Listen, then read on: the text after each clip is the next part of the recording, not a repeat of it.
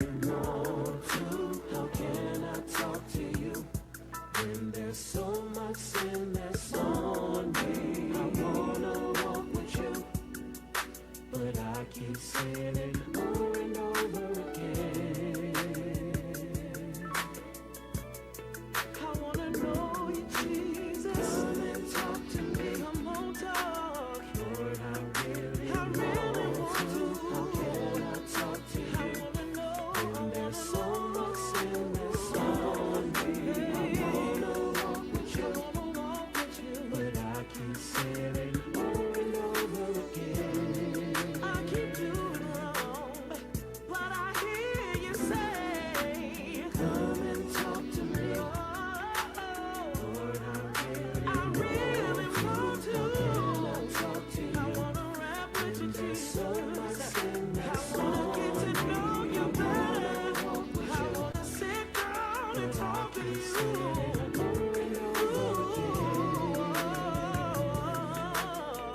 I hear you say to me, come on talk, I wanna walk, but I feel so unworthy, I feel so ashamed, 'cause it's been too long, but your word is strong. I need to talk with you, I need to walk with you, I really wanna rap with you, Jesus. Have you.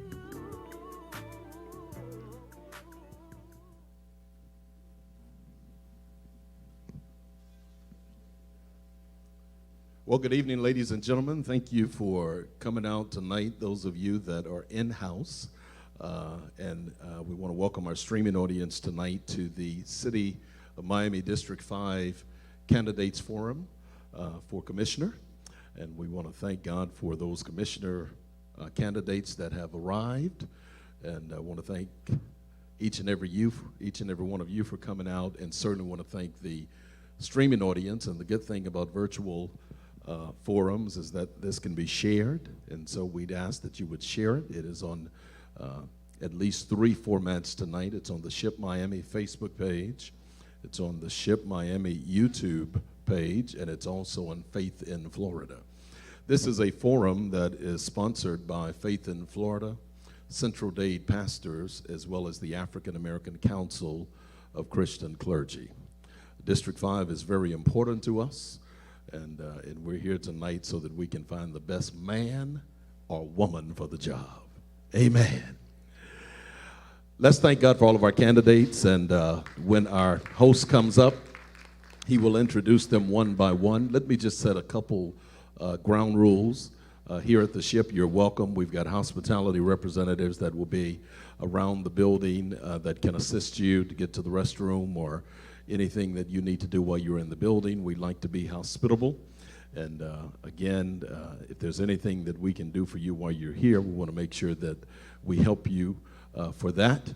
But then the second thing is everything that we do in this house is decent and in order. And so this will not only be a qualitative forum tonight, but it will be peaceful.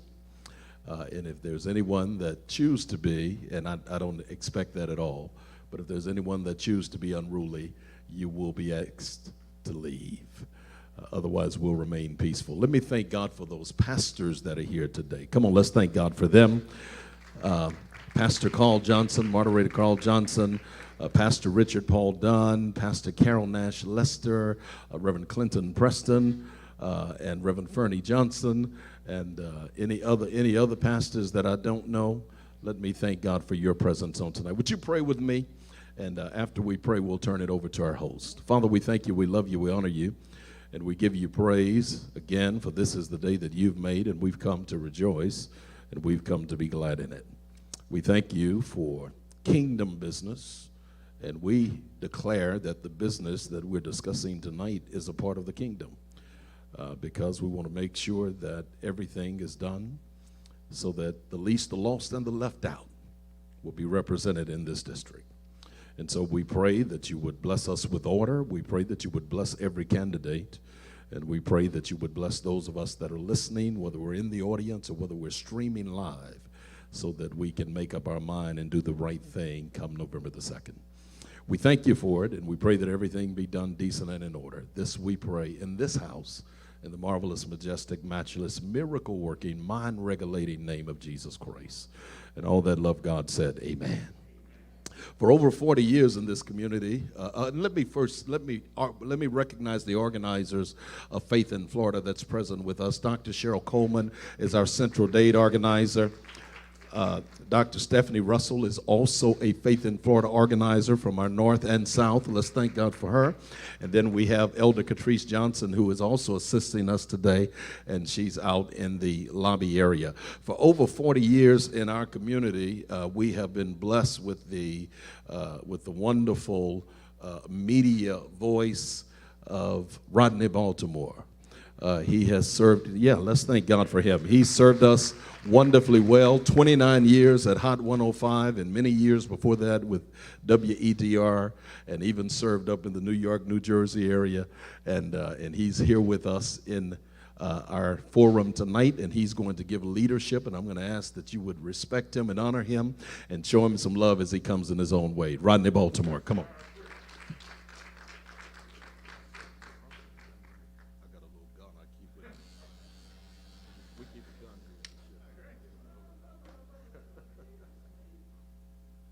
A friendly gun in the house of worship. First of all, I'd like to say thank to Pastor Gaston, and I'd like all of you to help me, assist me this evening, and I think we're going to have a very informative forum. I thank Pastor Gaston and Friendship Missionary Baptist Church again. Thank you for allowing me to be here this evening. Also, the African American Christian clergy, thank you so much as well. Faith in Florida, I've done a number of events in Miami and Broward County and probably Palm Beach County as well. So thank you so much. And the Central Dade pastors, I know that everyone has a busy schedule, even some of the candidates just making the trek to different events. This District 5 Forum, thank you again. These individuals want to represent your best interest in City Hall. This forum will serve as an up-close experience for your vote. That's what they're looking for on November 2nd for you to support them. District 5, some would say, depending on your sources, 7 feet, over 7 feet above sea level, over 50% black, 73% of the residents make less than $50,000 a year. 20% make between $50,000 and $100,000 a year. 26% of the residents have no insurance, and 40% live in poverty. But District 5 is rich in culture, in the geographic area. It is prime real estate, and District 5 is rich in faith and hope with a number of houses of worship. District 5 has been criticized for some of her resistance to control of residents. The residents cannot control themselves. There's an article on the USA.net about various neighborhoods in Miami, and it's not very flattering for Model City, for Overtown, and for areas where you have a significant black population. And the health disparities in this district are off the charts. But that being said, District 5 is an ideal location for developers to grow so much that foreigners from Eastern Europe, Asia, South and Central America, Israel, up north, and probably our new Afghan migrants will be coming here to gentrify this district. And most of the current residents will not be included in their plans. Property developers are changing the landscape. National chains, whether they be restaurants, coffee shops, spas, stores, or clubs. And I just want to kind of quote one of the professors, Neil Smith. He's a professor of geography and anthropology at City College in New York. He says, gentrification has changed everything since the 70s and 80s. It's no longer just housing. It's a systematic class remaking of a city's neighborhood including District 5. So who will be the partner, the protector, the progressive influence, the prophetic influence who will save? Now we talk about the church, because this church cannot exist if the people are not here, and it's happening in some areas across the country. So whether it be the National Baptist Convention, the Progressive National Convention of America, the National Baptist Convention, the Christian Methodist Episcopal, the Church of God in Christ, the African Methodist Episcopal Church, the Nation of Islam, the Seventh-day Adventists, AME Zion, or others, who will it be to save the church and to save the neighborhood? What good is having a church where foreclosure, mortgages are out of reach, rent's too high, jobs are scarcity, job training is non-existent or subpar, healthcare is in crisis, social services are overwhelmed? Will we have a house of worship with no parishioners in this neighborhood? Will developers bring the resources to replace the inhabitants or enhance our quality of life? Who will answer the vision that lies with these individuals? Ms. Thomas, Mr. Freeman, Mr. Hepburn, Mr. Alexander, Reverend Lincoln, Christina King, or Commissioner Watson? The real path to empowerment lies with your vote. So with that being said, I'd like for the candidates, I'll go to my far left, which is to your right, to introduce themselves, and you can just give a brief summation, 2 to 3 minutes, about why you want this office and who should support you. And, okay, so we'll go with you. Good afternoon, everyone. Thank you for having me here. My name is Zico Fremont. I'm running for commissioner for the city of Miami, District 5. I was born and raised in Miami, Florida. I attended Morningside Elementary, Horaceman Middle, Miami Edison Senior High School, Miami-Dade College, and FIU. And I'm running to be commissioner because I realized that there's not enough opportunity for people that looks like me in Miami, and I see it's getting much harder. It's getting much harder every day. It's harder to be a homeowner, to get a good job, to take care of parents, grandmas. And I feel like if I run for office and I become commissioner, I can change all that with my expertise in financial management, computer literacy, and international relations, and with the relations of people I know abroad. I feel like I could bring some people in that can help us and make our district one of the best districts in the United States of America. Thank you. Thank you very much. And we're going to skip over to Ms. Thomas because she was the first to arrive and she also has another engagement. So, Ms. Thomas. Yes. Good evening, everyone. Thank you for having me on this platform. I am Stephanie Thomas, Dr. Stephanie Thomas. I have lived in Miami, born and raised here. I went to school at Miami Beach Senior High School, Morningside first, right, elementary. I also graduated from FIU, University of Miami, and also Eastern Virginia Medical School. I'm running on the platform of, I've seen a lot of changes in our district, and I'm aware that there are some of the things that Rodney had mentioned that is definitely a concerning factors for me. As a healthcare advocate, there is a disparity here, not only in our district, but everywhere, but I notice it definitely here, especially with the impact with COVID. With that being said, healthcare is my platform, as well as affordable housing, economic development, climate control, right? We need to be wary of what climate is doing right now, in addition to that, affordable housing. What's affordable if you can't afford to live in these units that are being built? So bringing back benefits into this community is something I am advocating for, and will help individuals with rental assistance and other aspects. So that's just a summary of what my advocacy background is. I'm also a 20-year municipal government employee. I currently work for the city of North Miami, and I do have the background in that as well. Thank you. Thank you, Dr. Thomas, and we'll go with you, Commissioner Watson, and then continue Good evening. My name is Jeffrey Watson. I'm your current District 5 Commissioner. It's always an honor to be in the presence of Sanctuary and the ministers that are here and everybody who came to participate physically. We were talking earlier about how the pandemic is affecting us, all of us, and has now changed the course of how we will live our lives. And that's something we have to now get ready to learn to accept. I'm here after about 40 years of preparation and training and feel that I can contribute. As Rodney painted a dire picture, I happen to believe that there's an opportunity for us to do better. There's an opportunity for us to provide hope for young people to train here, educate here, go back and come back here to live and raise their family. And I think there's an opportunity to thrive here. It cannot be done singularly, but it will be done in partnership with others who can participate to help us do that. And I think that has gone now across the board.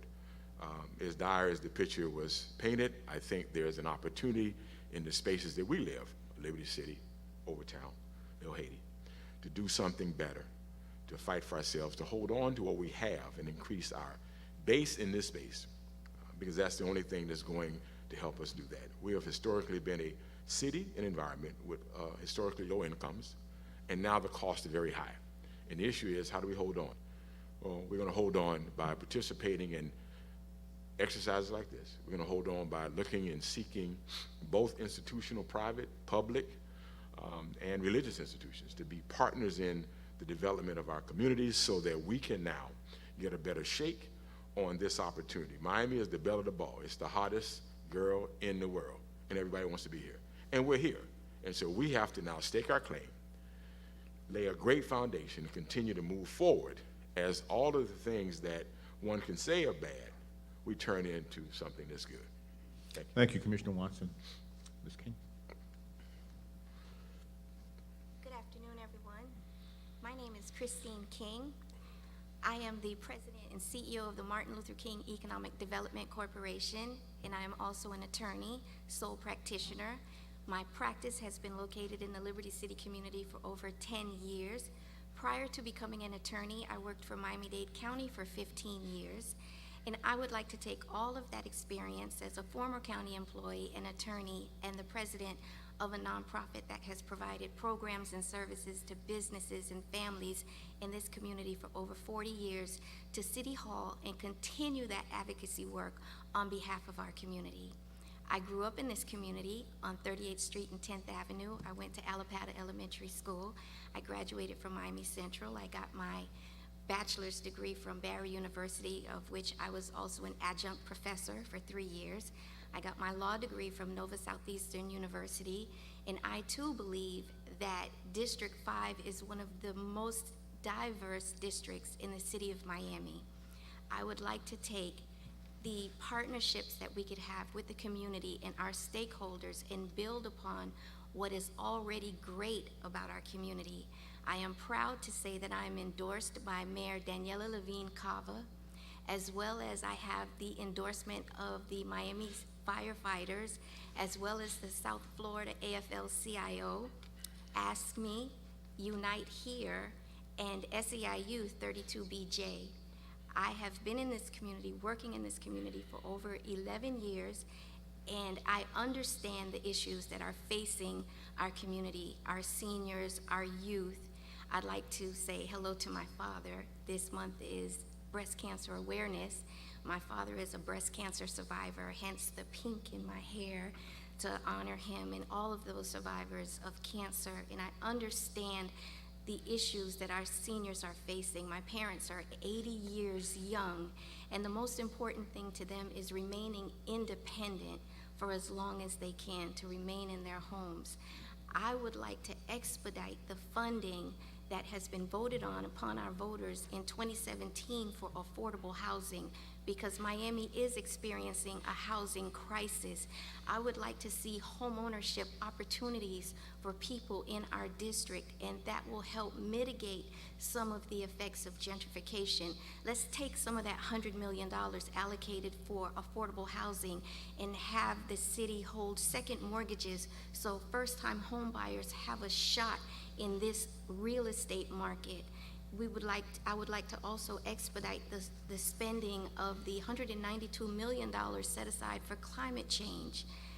I think with all of the experience that I have and with the support of the community, I've been going door to door for the past 8 months, meeting the residents of District 5 and listening to their concerns. I believe, as well as being a woman, that I hope to bring some civility to the City of Miami Commission, being the only woman on the commission, that my candidacy is the candidacy that will make sense for the residents of District 5, because I would like to take politics out of service and be about serving our community. Ms. King. Thank you for having me. Thank you so much. Thank you, Attorney King. Ms. Hepburn. Good evening, everyone. I'm going to take you back a little bit. So I'm Michael A. Hepburn, and as you know, we up here running to become the next City of Miami Commissioner for District 5, right? But this race is personal to me. So the bloodline in my veins has been in this city since 1896, right? I am a member, well, one of my family members actually, was one of the 162 black men that actually signed the City of Miami Incorporation papers back in the day, right? So that's my Bahamian side. My mom's side, that came from Cordell, Georgia, has been in this city since, man, I don't know, like almost just as long.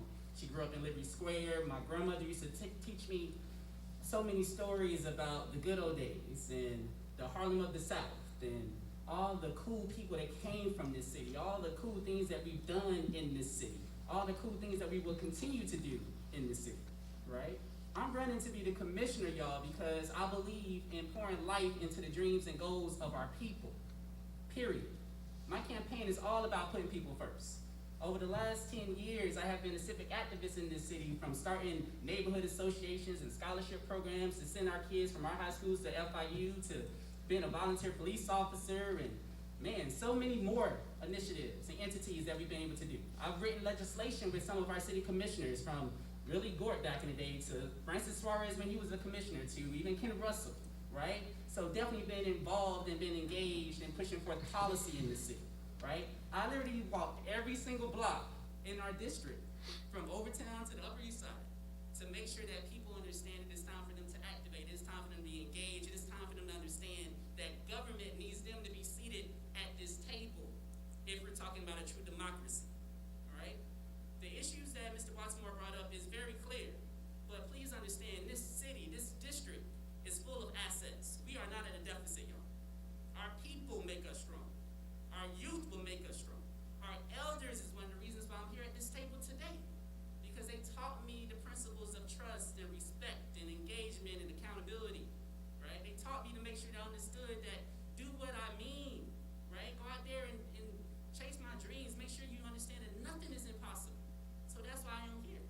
My background is very diverse. Over the last 20 years, I've been in Fortune 500. I've been executive for Target Corporation and Nike. Then transitioned to sports and entertainment and was a junior executive for the National Football League. And then the last 6 years, I've been in higher education, from being a senior advisor to the School of Business at University of Miami, to going to North Carolina on weekends and being a lecturer at North Carolina A&T, teaching our kids at HBCU, to even going back to FIU, where I went to school to teach our kids there, or well, not kids, our young professionals. Let me change that, right?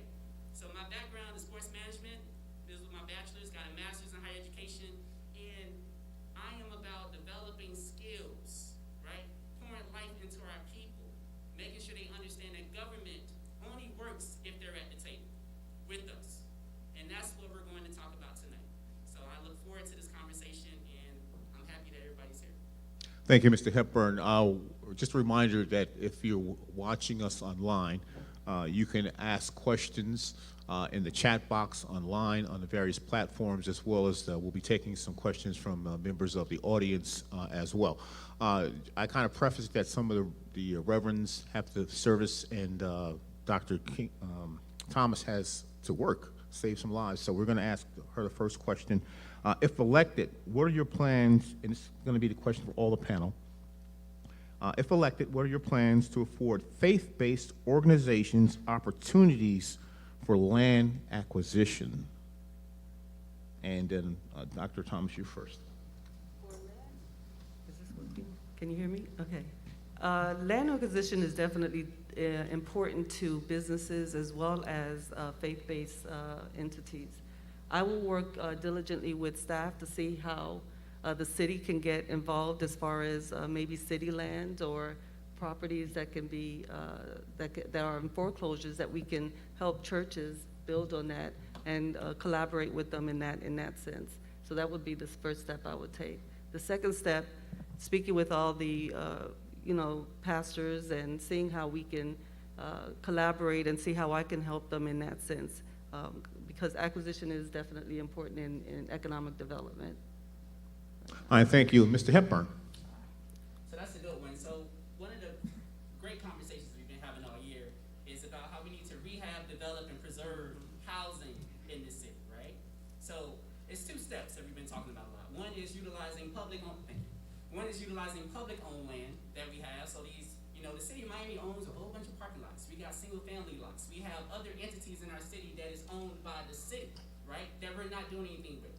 We also have vacant lots, unsafe structures in this city by slumlords and some other bad property managers and developers that's not taking care of their properties. So talking about land acquisition, that actually we've been having conversations with Mr. Mensa, which is over our community development housing department, about one, identifying the land that we actually have, so trying to find out which ones has liens, how much would it cost if we need to actually acquire the land from the city using a federal bond or other entities of financial resources, right?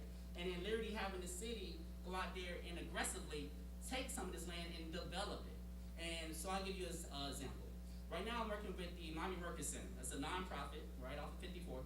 And the concept was we identified some land in the city, reached out to the city, we was able to kind of negotiate what the plan would be. We was able to apply for a grant for about $500,000, and the plan is for us to leverage that grant for a loan from the bank and some other entities so we can literally buy that land, well, actually get it gifted from the city, and then develop on that land. That'll be the same type of concept that we use with our faith-based organizations and other entities, nonprofits, where we will leverage the resources that we have, bring in financial partnerships and resources from the outside so we can have these private-public partnerships, and then go after this land that we actually have in our city that belongs to us, the people, right? And then aggressively go out there and make sure that we are redeveloping it so we can retool our people, create affordable housing opportunities, but then also create opportunities to develop small black business on these entities. Because that's how we can expand our growth. We can talk about economic workforce development. Yeah, we'll get to that. And then other entities, right? So definitely it's a huge conversation, and we have some strong plans to get it done. Thank you, Mr. Hepburn. And Attorney King? Well, I am completely in favor of partnerships with our faith-based community. It is already actually happening. St. Agnes is a partner, and they are building the Father Barry affordable housing over town. And our very own church here, Friendship, has an opportunity to do the same. We have to reach out to our community stakeholders, and who better than our churches to be stakeholders in our community, providing opportunities for folks in District 5 than the churches. I would completely support that and have supported it. As a co-developer of an affordable housing project myself, residences at Dr. King Boulevard, I understand how important it is to provide these opportunities to nonprofits who have been stakeholders in the communities for over 40 years. So I would absolutely support these kind of partnerships. Thank you, Attorney King. Commissioner Watson? Yeah, I think. Can you hear me? Yeah. What has happened now regarding affordable housing partnerships, the code has been not reviewed, upgraded, and has artificially raised land prices more than they probably should be. So this is kind of our artificial marketplace for land, driven up costs very high. And so not only have I voted and supported partnerships with faith-based organizations, voted for one to be in Overtown. I've tried to encourage my own home family church here in Friendship to do the building across the street where my mother went to go get a loan to buy her house some 60-odd years ago, right? And so I think it's incumbent for a lot of churches who own land already to step to the table and use that, because the pandemic has now definitely changed what we do and how we attend church. A lot of streaming going on, not as much physicality. And so to the extent that they have land, I've only advocated that for a different reason as well. If we build capacity of our institutions, then we can have the sort of both partnerships for developing housing, partnerships for economic development, and partnerships with faith-based organizations, because they do have a lot of land. And so to do that then brings down the cost of housing and allows the development of housing both for seniors who are under high pressure because they have fixed incomes, and also professionals and people of the very poor. So it not only does it provide for a sustainable resource for the institutions, the churches, it also provides for an opportunity to provide a product at an affordable price that allows now us to address the issue of housing. And I'm going to ask you, Mr. Fremont, that same question, but we got some little housekeeping rules right now. We're going to just move you to your left for the streaming audience. They're having difficulty with the stream and hearing the audio. So if you just can forgive us, and we'll put you to the left, and we'll put Mr. Watson in your current seat. And this way you can take off your mask and have the distance. Y'all just be patient with us just a little bit. Way past. And make sure we get the right names. Okay. All right. And Mr. Fremont, whenever you're ready to. Okay. So to answer your question, Yeah. absolutely. Oh, okay. All right. Absolutely. Church, I believe the church should acquire land. I mean, like, for example, when my parents came to America, it was the church that gave her the opportunity to get a job, to look for a home, to get food. So the church base is very, very, very authentic to me, in the sense that it's a place where you can come in when you need help. So if, in my opinion, if churches acquire more land, they can give more opportunity to the people that believe. So to answer your question, yes. Okay, thank you. And so I'd be honest and fair to say that all the candidates are in agreement with faith-based organizations' acquisition of land. Yes. Yes, Okay, all right. absolutely. Now, next question. If elected, would you support churches being facilitators of comprehensive economic plans?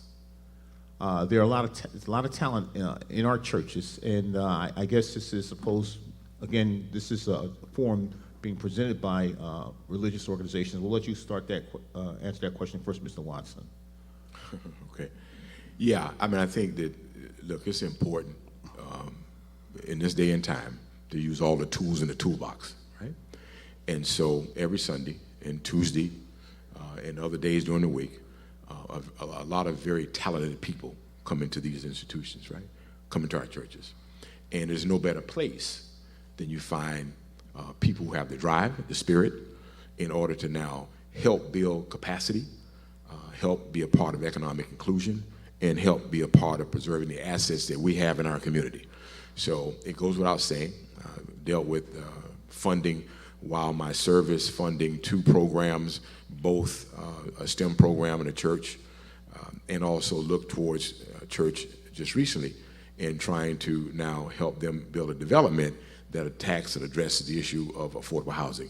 So without question, you don't have to look far when you look at our churches and you find the people that sit in these pews every Sunday are very talented and should be supported. It's also a place where people come into town and they join churches, but most importantly, a lot of people who grow up, as I grew up here in this church and got baptized right back here, right? People who grow up in the churches, right, wind up with the spirit, okay, the spirit of change, so that they in effect need to be supported, because you'll find that most of them are homegrown people. And so when you look into the churches, you'll have a reservoir of talent, okay, a reservoir of a spirit and resiliency, so that now it's important that we support people in the churches and those institutions. As we now sustain them, they then will continue to sustain us, both in a spiritual way, but also in an economic development way. Thank you, Mr. Fremont. Same question. Yes, yes. Why? Because, like, when you go to church, the pastor says, A pastor usually advertise and say, hey, for example, we have someone that cut grasses. We have someone that's a home aide, a home worker. The church has so much resources, so why not? Why not go into the church and get, what's needed? Like Mr. Watson just said, with the tools in the toolbox. Exactly. Like the church has so much resources, and in order to find out these resources and know these people that have these resources, we need to open the door. Yeah, so I agree, yes. All right, well, thank you very much. And Mr. Hepburn, same question. Definitely yes to that question. And just to give some good examples, like a lot of people think that my first contract that I negotiated was when I worked with the NFLPA, but what they don't know is the first contract I actually negotiated was when I was in 6th grade in the summer league at my church, right? The first summer job I ever got, a lot of people think it was with Nike Town in South Miami, but actually the first time I actually got paid for providing service to someone was I was from church, right? Cutting my neighbor's grass, but that deal, that option, that opportunity happened within the house of the Lord. Titles are cool, y'all. They are. But purpose is so much better. So when you can have an entity like the church be involved in our economic and workforce development plans, expand our summer jobs connect plans for our youth, expand incubators and accelerator programs for our small business owners. When you can holistically develop your people, and it's not just in the skill set, but you're making them well-rounded as far as understanding how to be good citizens, how to be good people, how to be good stewards of their talent, then your city grows instantly, right? Because you're literally investing in so much more than just a job or so much more than just a conversation. You're investing in a life. So any entity in the city, in this state, that is willing to be a partner to help our people grow, to help them develop skill sets so they can monetize is definitely an entity that I definitely will be a part of, and one that I'll be looking forward to pushing financial resources to in order for us to make sure that we are moving our city forward together. Thank you. Attorney King. Thank you. As with all of my candidates, I do agree that we should partner with the churches. And I have, as the president of the Martin Luther King Economic Development Corporation, I have partnered with the churches for over 10 years, participating with our Wheels to Work program that addresses transportation hardships, with our meals program where we are feeding hot meals to the seniors during the height of the pandemic, and other programs such as our Kinship Incubator program. I have partnered with churches, our stakeholders in the community, and what better place to build relationships than with the churches, nonprofits and churches and other stakeholders in the community. So that is what I have been doing, and I would continue to do as your commissioner for District 5. Thank you very much. And we're going to kind of follow up on that same question because I think we're trying to get you to, as candidates, to whittle down. So we're going to continue with you, Attorney King. Now, if elected, how do you see your administration facilitating churches being an economic hub? Well, a couple of things. The things that we have already talked about, churches acquiring property, doing great things with that, but also giving churches the opportunity to create programs for our community, allowing churches to have, say, for example, programs for our youth. Our youth need leadership and mentorship opportunities, and where better can they get that than the church? Our children need a safe place to be, to grow, and that is our churches. Our churches could provide summer job opportunities for our youth and various other opportunities. So the church would be one of the places that I would look to. What I would like to have happen is to have regular meetings with our clergy, because they have a pulse on what is happening in the community. In addition to the churches, there are other stakeholders in our community, our homeowners associations, our neighborhood associations, our associations with our seniors. We have stakeholders in our community, throughout our community, in addition to the churches. But everyone the pie is big enough for everybody, and we should partner with whoever we need to partner with to bring our community up, to bring up our families, to provide opportunities. And I would do that in my administration as Commissioner for District 5. And the same question to you, Mr. Hepburn. Yeah, so I think I kind of laid out some examples, but I'll give you some quick versions. One, the Summer Job Connect program. So that's pretty much our entity now that City of Miami utilizes for us to hire our youth, and we also pair that with a financial literacy concept. I think that is an initiative that can easily be expanded to be facilitated through our churches, right? So then we're branching out in all of our neighborhoods, all of our precincts, and having our church base be involved in that program with those youth, right? Second, incubator accelerator programs. If you are a small business owner that is already established, got your brick and mortar complex in a sense, but maybe needs some additional help, additional resources, my administration would like to provide micro grants through our churches and other entities to help you expand. If you have a great idea and is thinking about starting a business, we would like to expand that resource through our churches and other entities to put you in an incubator program. So you're tied with a mentor, you're tied with financial banking assistance, you're tied with the skills that can help you get ready and started in the city, and then also a discount in the sense when it comes down to some of these permit fees that you have to pay in order to register as a business, right? When we talk about just the concept of overall how we can develop our city, the churches, as well as our other nonprofit and other partners, need to be at that table because you collectively work with the people that we deal with each and every day. So I'll give you a good example.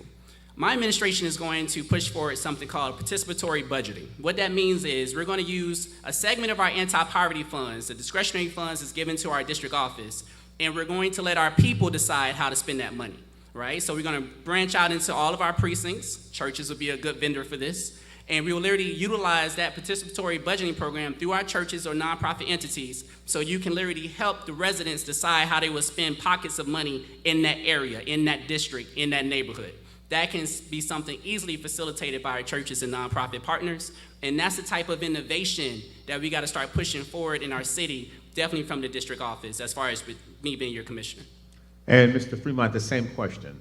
Can you repeat the question, please? Yeah, if elected, how do you see your administration facilitating churches, and we're talking about churches being an economic hub?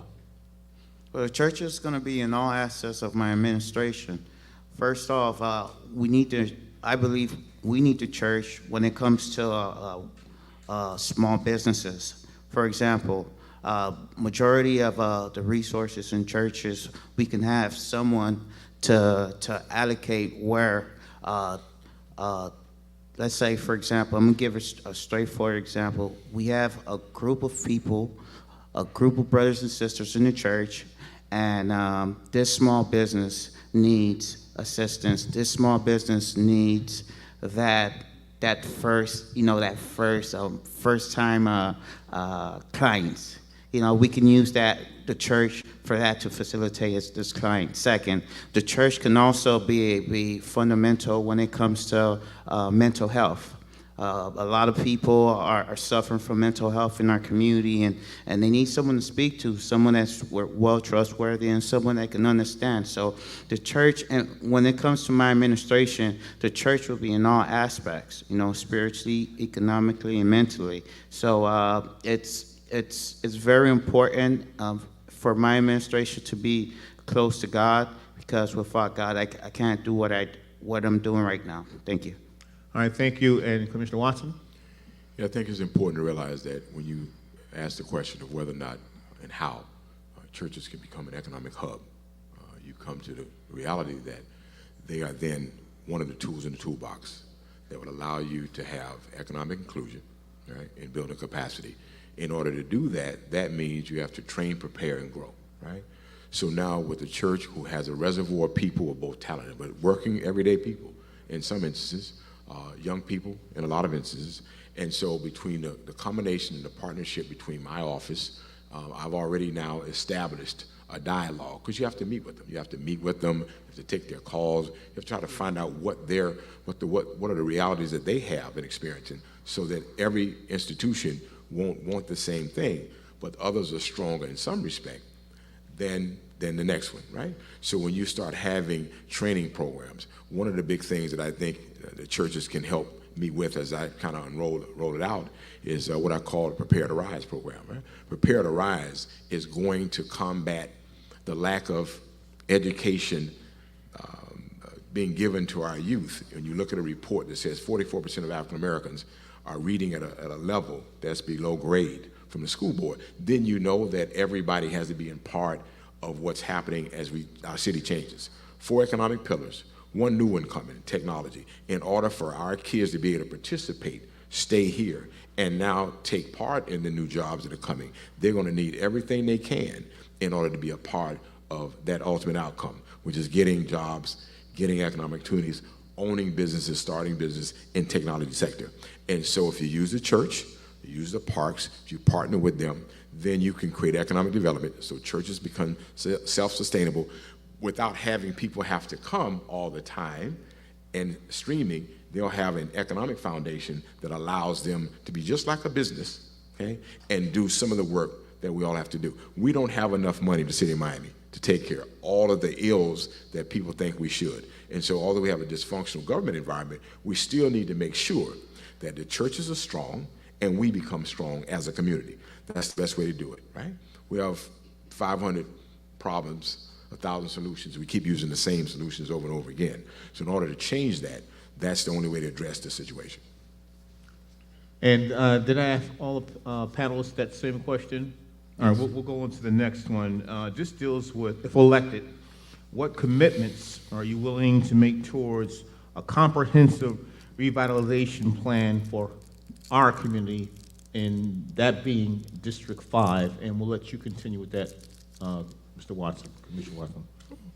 Well, I think in any economic validation. Now, this is a comprehensive plan. So.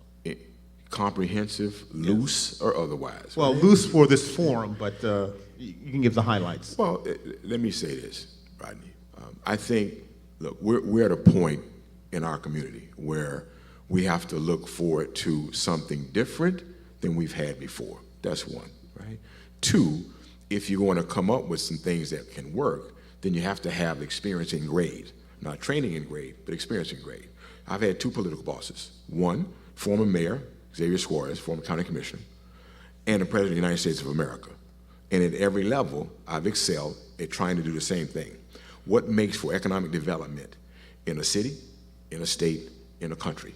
And so to have a plan that I will commit to, it has to be foundational on 3 things. Very simple, right? Economic inclusion of the opportunities that exist in this environment called the city of Miami, right? 2, building capacity. It's no good for the gun to go off and you haven't been in training to make the run. So in order now to make the run, I have to now be able to commit funds so that we can prepare people, okay, and build their capacity to accept the opportunities. 2 or 3 years ago, I heard a young man, and everybody get excited because he got a contract, Dade County School Board. Out of $1 billion, there was 30, right? We have to now make sure that all of our entities have the capacity to take advantage of the opportunities that exist. We should not give up our space and our place in this space to anyone. I understand the dire picture that you printed, right? But if we're prepared, then we will not have to worry about gentrification, right? If we now know where we can go to save our homes, we'll do that. If we know we can go to get trained. I have a young lady that runs a technical training program. She is begging for people to come to her program because it means train and get jobs. And so now there has to be an information source and a drive and a desire to push people to get into and get prepared. The church, I think, is an opportunity to do that because when you come here, you do it because you want to better yourself, not only spiritually, but you want to better yourself professionally. And so that becomes what I commit to. A minister just walked in, pastor just walked in. I've committed to helping him on an economic development project in Overtown, right? I've committed to helping my family church here in Liberty City. And so I think that when you meet with people, you'll find out the things that are necessary to drive what's necessary in our community. Economic opportunities don't always come to you. Sometimes you have to create them, right? And that's economic opportunities all over. Being prepared is not something you might think about, but if you want to take advantage of an opportunity, you got to get prepared, right? In order to learn how to drive or to get a driver's license, you have to go take driving lessons. And so all of those things exist and should be on the table with the small amount of resources that we have, because we don't have a lot of resources. But what we do have is the ability to reach out and make partnerships so that people now can be able to take advantage of the opportunities that exist so that they can excel and thrive beyond what is being presented. And Mr. Fremont, that same question. Would you like me to repeat the question? Sure. Okay. If elected, what commitments are you willing to make towards a comprehensive revitalization plan for our community, which is District 5? Well, what I realize is that our district has so much resources, and it's as a international relations degree holder, I realize that relations plays a big part. You know, bringing everyone together. I have a small business. You know, the reason why I had the small business because I realized that my degree, it was very difficult for me to get a job with that degree. My plan was to stride, and the way I stride is to connect with my community. And look where I'm at now. It's relations. It's the tribe. We must come together. We know what's going on. We know what's going on in our community. And we can find a solution for it. But first thing first, we need to come together. We need to find out what's the main issue and initiate. Right now, a lot of people are coming to our community and coming to buy out our homes. I'm a first-time home buyer. I had to buy a home because my mom don't have a home. My parents don't have a home. So I made that plan to buy that home for my future. Because mama getting old, grandma getting old. I got to take care of them. I got to put them in the house. So it comes to relations. It comes to relations. Just like the church. The church is a family. And when there's an issue, we could all come together and find out what the issue is and find a solution. So my plan is to make, when I become commissioner, is to come to, just like here, come to all churches, come to my community and find out what's going on. We know what's going on. We see the changes going on. And you see how they pushing us back. I'm not going to sugarcoat it. We need to go ahead and fight. Make sure we have the resources to refinance, to review our contracts for our homes, have the financial literacy, so we can be much better, so we can be competitive, and so we can also stay in our community. Because best believe me, I'm not going nowhere. Thank you. All right, thank you very much. That same question to you, Mr. Hepburn. All right, so I'm gonna have to push back a little bit. Let's see how I'll put this in a nice way. We have the resources, y'all. City of Miami is not no baby city. We just passed a $1.3 billion budget. What we haven't had in this city is the will to do what's right for our people. Our politicians, our elected officials, been really tied with special interests, really tied with property developers and people of wealth. But when it comes down to regular working class people like my family and the neighbors that I had on my block, we're not at the table, we're nowhere to be seen, right? So what people told me since walking all these freaking blocks this year has been real simple. We're gonna put this in 5 different buckets.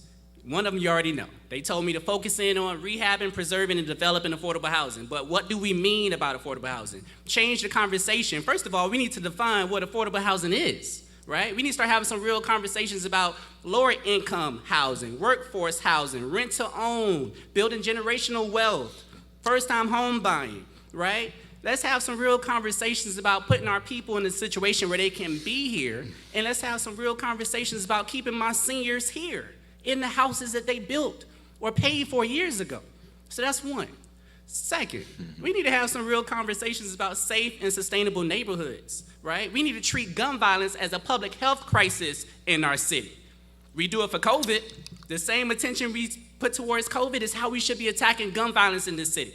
I turn 40 years old next year, hopefully, Lord willing, right? And I've seen too many people lose their lives because of handguns and other nonsense on our streets. And no one pushed forth initiatives that can really change the game of how we approach that, right? So that's gonna change. We also need to have some real conversations about illegal dumping, right? Code compliance, which to be honest with y'all, if I'm the city commissioner, code compliance is now gonna be changed to code enforcement because there's a whole lot of code and ordinances on the books that we do not enforce. And that's one of the reasons we have a lot of issues in our neighborhoods, right? Wi-Fi at our city parks, having understanding about repaving our streets, making sure people understand how to be tied to their neighborhood service centers is how we build comprehensive plans, right? Economic workforce development we talked about, so I'll kind of skip through that a little bit. But then also, Commissioner Watson brought up a good idea. I actually think maybe I inspired it, but we'll see. I have an initiative called Our Miami Promise. And it's real simple, y'all. For everybody that's watching this, if you graduate from Miami Northwestern, Miami Edison, Miami Jackson, or Booker T. Washington, where my dad went, right, and you get accepted to a 2 or 4 year state school, or a vocational school, because everybody don't have to go to college, I will cover your tuition and fees. We will cover your tuition and fees, because we need to make sure our kids are developing skill sets that they can monetize so they don't have to move back in with their moms and their dads and their grandparents, right? We also need to expand our child savings accounts, offer free child care at our city parks so our working class parents can actually be able to afford the process of having a safe place for their kids to go while they're out here trying to make that money to support their kids and their families. Comprehensive plans start with putting people first, having your solutions centered on people. You do that right, trust me, the resources that we have in our coffers will be just enough. But if you continue to do it the other way, put special interests first, listen to what the property developer is telling you all the time, making sure that the people that look like you and walk these blocks are not at the table when you're making decisions, then you're gonna get the same results. So that's how you build out comprehensive master plans for building this district out that's going to be a place that everybody can thrive and not just some. Thank you, Ms. Hepburn. Attorney King. Thank you, Rodney. Yes, I believe the question was, would I support? Comprehensive revitalization of our community, specifically District 5. Correct, and yes, I would. And District 5 is one of the most diverse districts, and any plan would have to include all of the residents of District 5, those residents that are in Overtown, Little Haiti, Liberty City, Buena Vista, the Upper East Side. We cannot create a plan if it is not inclusionary of all of the folks in District 5. And once we have a plan, we can begin to address the issues that face our community. If we don't have a plan, we're spinning our wheels. So I would support having a plan. We have to have a plan. We need to know where we're going, and then when we know where we're going, we know how to address the issues that we have. So without a plan, we're spinning our wheels. And the city has money. We have $100 million set aside for affordable housing. Affordable housing will look different in Liberty City. It will look different in Overtown and Little Haiti. But what every community it would look like is an opportunity for everyone to be first-time home buyers. Home ownership, every community wants the opportunity to have home ownership. But again, we have to create a plan, and that plan has to include all segments, all areas of District 5. And without a plan, we don't know where we're going. So absolutely, my administration will develop a plan to move District 5 forward. Thank you very much. And some of the panelists, you made reference to our youth in technology. Yesterday, we, folks that are on social media, Facebook and WhatsApp went down between 3 to 8 billion people around the world. Lives were disrupted yesterday. So I'm going to let you answer this question first, Mr. Hepburn. How do you plan to develop our youth to be successful in this technological era? No one could fix the problem yesterday. Lives were literally disrupted. Businesses didn't know what to do. They lost money, including Facebook. So how would you incorporate our youth with this technology? That's a very good one. I'm gonna take y'all back a little bit. So I graduated from Miami Central High School, 2001. I actually went there for the magnet program. So back in 1997, we had just started the Academy of Information and Technology, right? This is 1997. This is when we talking about Cisco networks, we was talking about fiber, all that stuff back then. So I give y'all that sample just to have you understand we have to invest early in our institutions to teach folks how to navigate this tech scene, right? Mayor Francis Suarez is doing a big push for this city, for us to switch over to cryptocurrency, for him to bring in all the big tech sector jobs, for him to expand what this city looks like when it comes down to economic employment, right? But at the same time, if you look at our magnet programs in our city, if you look at our middle schools or elementary schools, we're not having those type of conversations that's preparing our kids for this sector that is coming hard, the innovation that is coming fast to this city. So that needs to change. Listen, I am not the school board. I know that, but I would definitely be partnering with the school board members and the superintendent. I understand I'm not necessarily, the city of Miami doesn't necessarily oversee the curriculum in our schools, but I can guarantee that every school in my district will be tied to the resources and the infrastructure and the network that I have and the people that I know to prepare our youth for these entities. I may not necessarily be able to get funding from certain entities that's not city of Miami, but I bet you that every kid in my city will understand what access to Wi-Fi and internet is, because it's gonna be at our parks, it's gonna be at the different neighborhood centers that they can go to. I bet they'll understand what an apprenticeship is or internships are, because they'll be interning in my office or with the partnerships that we develop with our churches and other nonprofit entities. I bet they'll understand what study abroad is, or going outside this state to understand new opportunities, because we will literally bust them out this state ourselves so they can be exposed to what tech sector looks like in California, in Maryland, in New York. It starts with us putting forth the will and the energy to inspire our kids, to mobilize our youth, to invest in them early.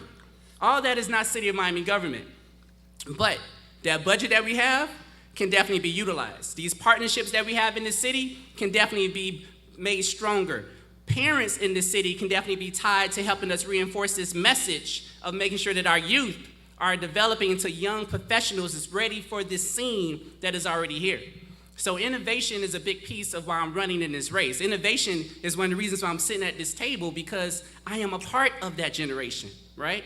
If I'm on this dais as your city commissioner, I would be the only millennial sitting on the dais. That perspective is needed. Y'all understand what I'm trying to say? Like, we literally have a city that is ran by a bunch of folks that don't necessarily understand half the stuff I just told y'all, right? So, but we want to tell our kids to learn it, but our city leaders don't. I'm telling y'all, we have to change the concept of how we operate, how we lead, how we teach. And a lot of that starts with examples, but it also starts with investment. And then the best part is, if you do both, then you really putting yourself in a situation where you're winning. My administration is going to do both. And Attorney King, same question. Well, here's another opportunity for us to partner with our stakeholders.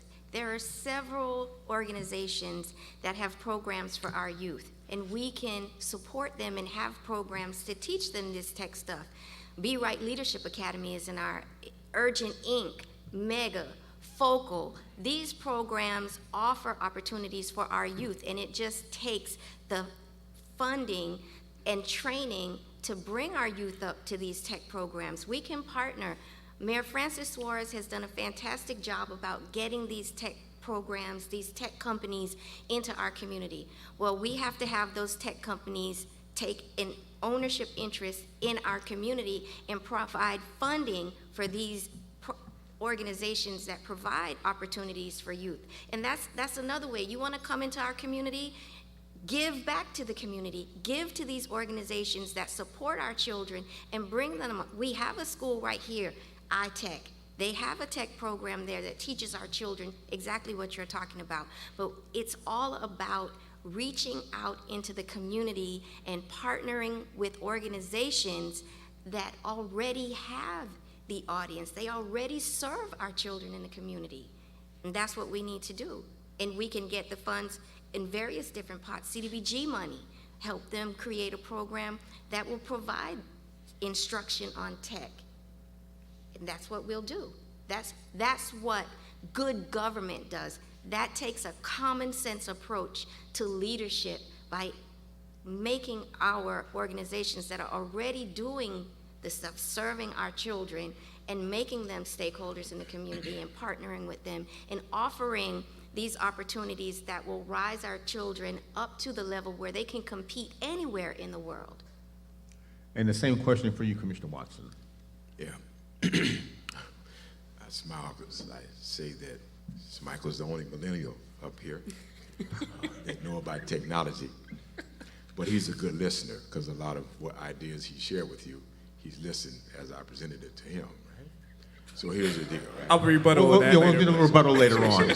So here's the reality of what we deal with, right? We deal with an environment where most people think that we are larger than we are. So let me just first dispel the notion that of a $1.3 billion budget, probably about 40% of that, 50% of that goes to salaries and service and providing service to you. That's the first thing. So then if you now start with the perspective, and everybody out there listening will say, well, you know, y'all got a lot of money, I want some of it, and it's not necessarily that easy. That's one. Two, let me say this. We also have 5 responsibilities. We have 5 responsibilities that either one of us will have to endure and take on. Those 5 responsibilities has nothing to do with the issues that most people talk about. And so you should know that. And the reason I say that is because I think it's better to be informed about what can happen versus now thinking about something that doesn't make sense and get mad at us, either one of us, about what we didn't do. So those responsibilities are very simple. Fire, police, zoning, and the like. We don't deal with all these other issues. However, it's great because we all have great ideas about things that are extra. Now let me step into a lane that I'm not in. And Mike alluded to it, right? We don't do education. However, since we're going to add another sector to our economy, which we have to do, South Florida was historically built on low-wage earning jobs. And everybody's in here at one point or another touched retail, hospitality, okay, restaurants and the like. They're not necessarily designed to be permanent jobs, but to teach you how to learn to be in a job and move up. Moving up is the issue. And even now when you move up, wages are still low. So I've looked at it and I said, you know, here's what happens in this community. I've created a program to be put in the books. Miami, just Miami has done $2.5 to $3.3 billion a year since 2015. And yet we have very little everyday people, not tech, inspectors, building inspectors alike. And I've asked the building department, look, find me a program so that now I can train. He actually came to me and said, I used to be a knucklehead, somebody helped me. When I was in high school, I won a scholarship to be an architect. Didn't happen because I chose football back then. So now that's what he said. And so if I can take kids out of my high schools, Northwestern, Edison, and Central, Northwestern and Edison and Booker T, and put them in a program, not only can they intern while they're in school, when they get to 12th grade, there's an option in the channel for them now to do better by having a higher income than most. Second, here's where you have the riff with us. Sometimes you have to change. The courage to change is hard, but change sometimes is what's necessary in order to move forward. I have my youngest son's godfather, played football, NFL. Any given Saturday in our town, in my district, any given Saturday in my district, 1,000 boys line up to play football. 1,000. And yet when you get to that vortex up here, 2 or 3% will make it to the NFL. If in fact, and I've been pushed by someone who wants to do tech, another young man, if in fact 1,000 boys start here and they start doing in partnership with Prepare to Rise, right? In partnership with Microsoft, in partnership with another tech company, you get here and they go up here and now you get to the point where the fall off is minimal. But what you have, if I can get 10 architects, 100, 10 civil engineers, 100, 10 electricians, 100, men, women, we can change our community in this town. That's what Prepare to Rise is, in partnership with Miami-Dade, in partnership with Microsoft. So they get certifications in order to be prepared to do technology. I'm known on the commission as the crypto commissioner. Why? Because I understand it. Unlike my millennial, I say that I shouldn't. I do understand it. And so from that perspective, when it came down to determining whether the school system was at the table, I said why and how can you have a technology council and don't include the people who are preparing the kids to be in technology? And everybody said, oh, okay, that makes sense. Not only FIU, but Miami-Dade, because the vast majority of us, including I, went to Miami-Dade to do some form of training and educational enrichment. So clearly, if you now look at a solution out of the box, because we don't do education, but we all have to have an all-hands-on-deck approach, because our kids are not getting all that they need from where they should get it. And I agree with Mr. Hepburn. In order for that to happen, I'm not sure that I can commit to giving everybody a scholarship, because we don't have money to do that. But at least partnership. But at least partnership. So I partnered with someone and raised about $3 million in order to prepare to rise. Because you're right, in order to do things differently, you have to change what you do. And all of the money can't come to the city. So you got to reach out to all these guys that's coming in town and say, hey, if you're going to come here, then you have to do a combination of both. Invest in us as you come to invest in the city. And you're right, that's how you have to do it. Thank you, Commissioner Watson. And Mr. Fremont?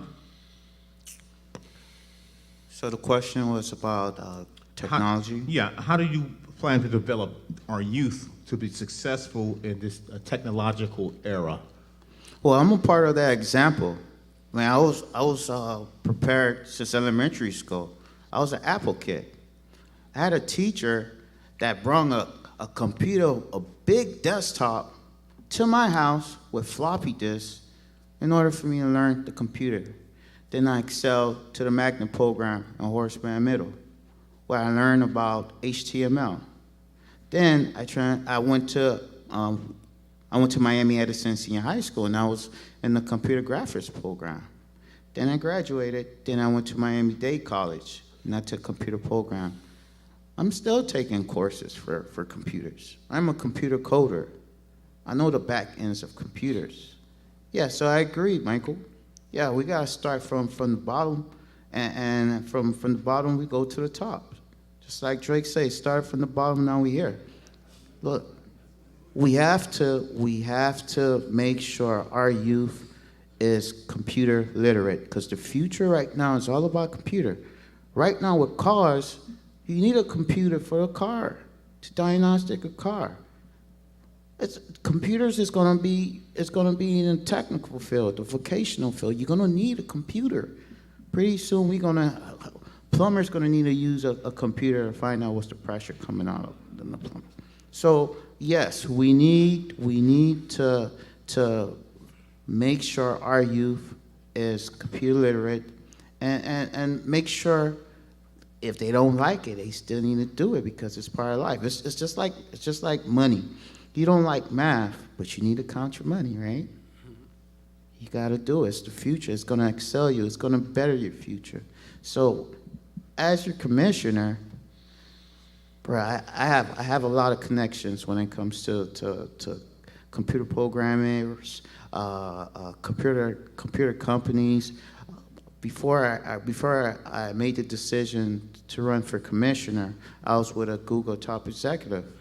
And I had to ask, I needed some advice. Because our community, I'm gonna be straight 100 with you. As a computer programmer going to look for a job in Silicon Valley, first thing they look at me, you know what time it is. They don't want it. I'm gonna be very honest with you. I had an opportunity. A Japanese in Fujisan gave me an opportunity, my first job in computer, a Japanese guy. But when I come to Miami, it's always hard. Why do you think everyone want to leave here? Everyone from Miami want to leave Miami to go get another job because it's so hard.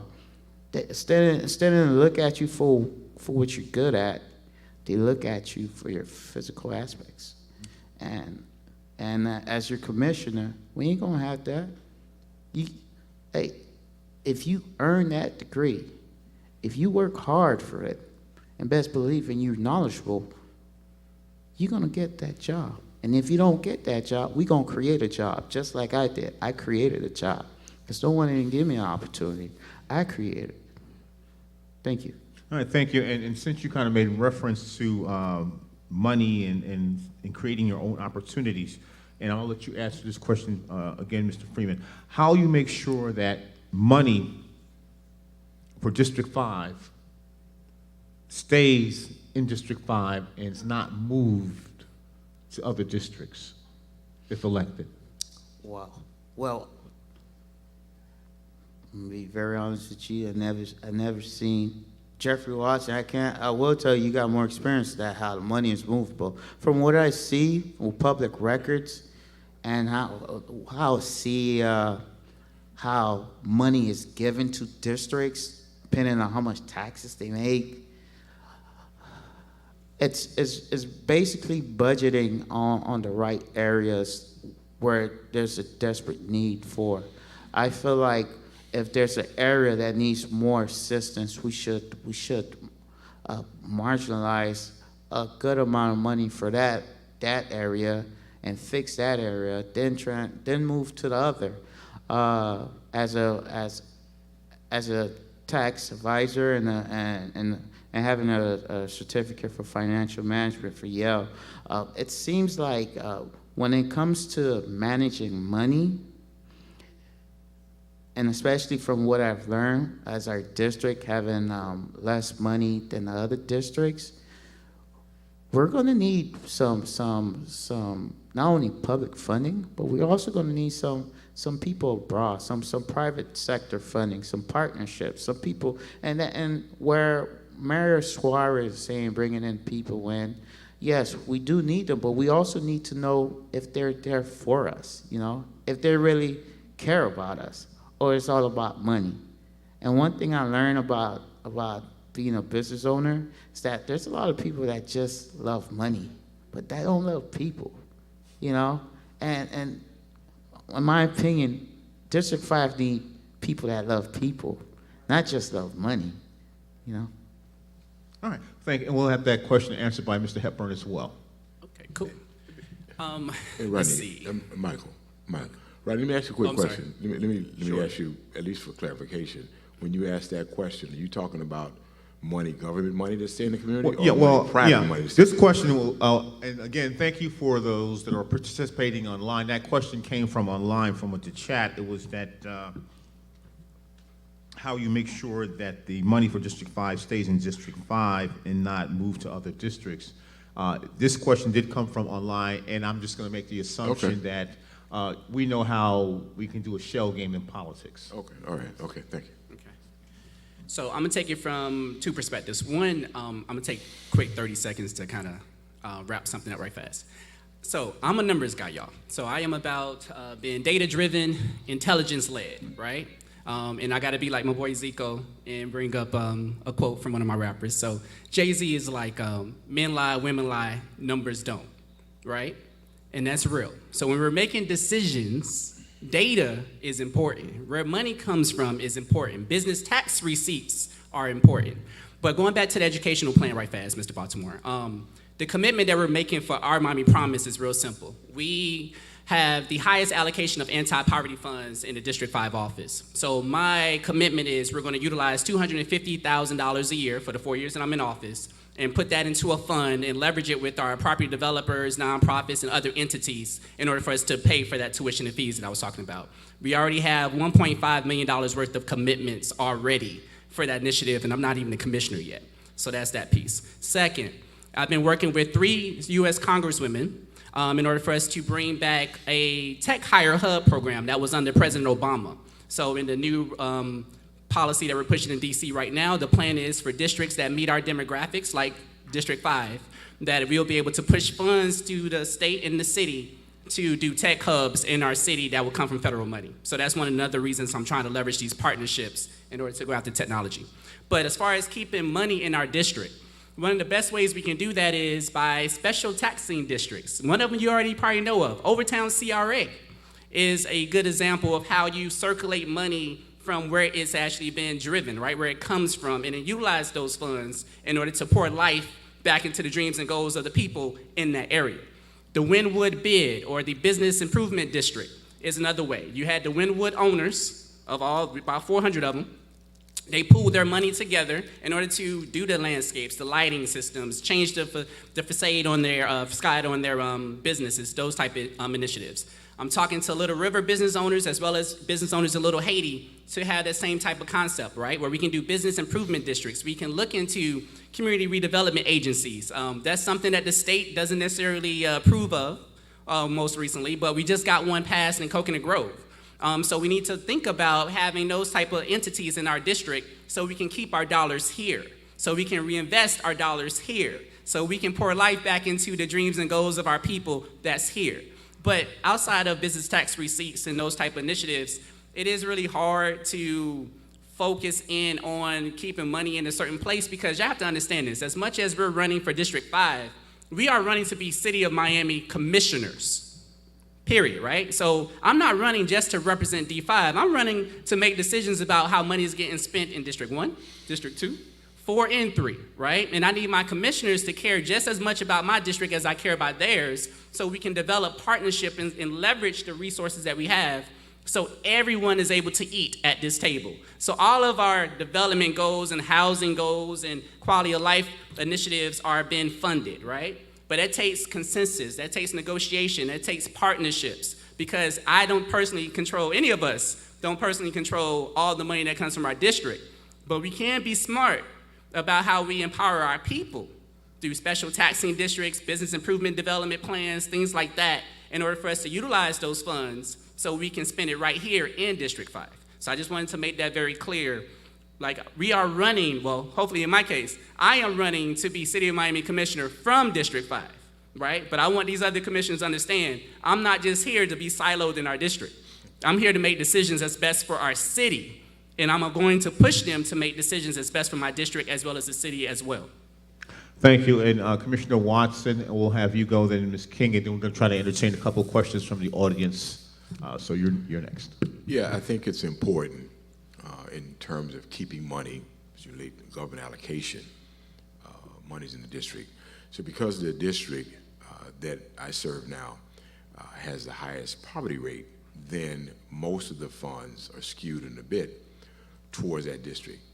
And so, for example, the anti-poverty funds, we get about $725, but pales in comparison to the number of problems that exist in the district. I have a very diverse district. I have a district in the east, $3 million lots. They don't want you to bother them. I have a district in the west, in the core, $30,000 lots. And they have a whole lot more problems on this side than that side. So you have to now manage what you do and where they go and the sort of things that happen on a day-to-day basis. And so clearly, when you talk about those vehicles are great. Some of those vehicles are self-taxing vehicles. The last thing I want to do now is tax my folk who are already struggling more in order now to take care of the district.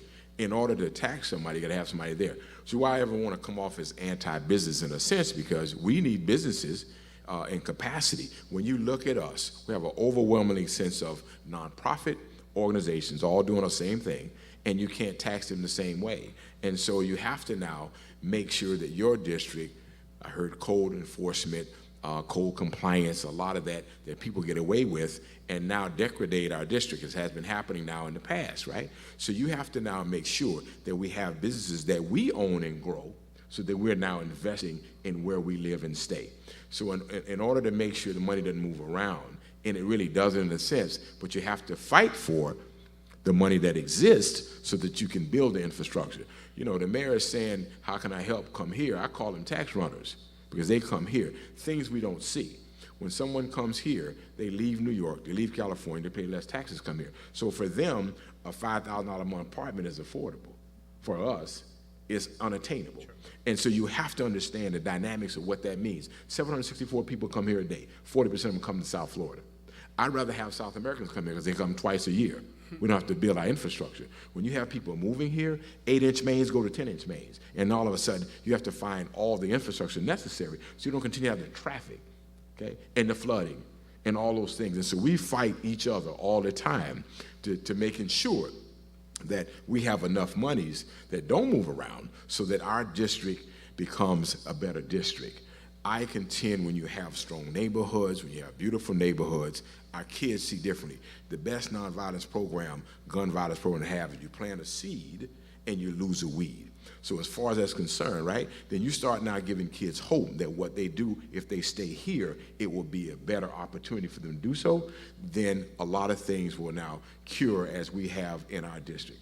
There again, I want to come off as anti-football when I say what I said this, and I'll say it again. We have the greatest infrastructure in this country, sans Texas and California, and growing NFL football players. Ohio might get in that conversation. But at the end of the day, right, everybody's not going to do that. So if you have architects and engineers and technology people and the like, then you have people who stay in the community, right? And the community grows and the community gets better because we have now 140,000 jobs a year go unfilled based on STEM foundation.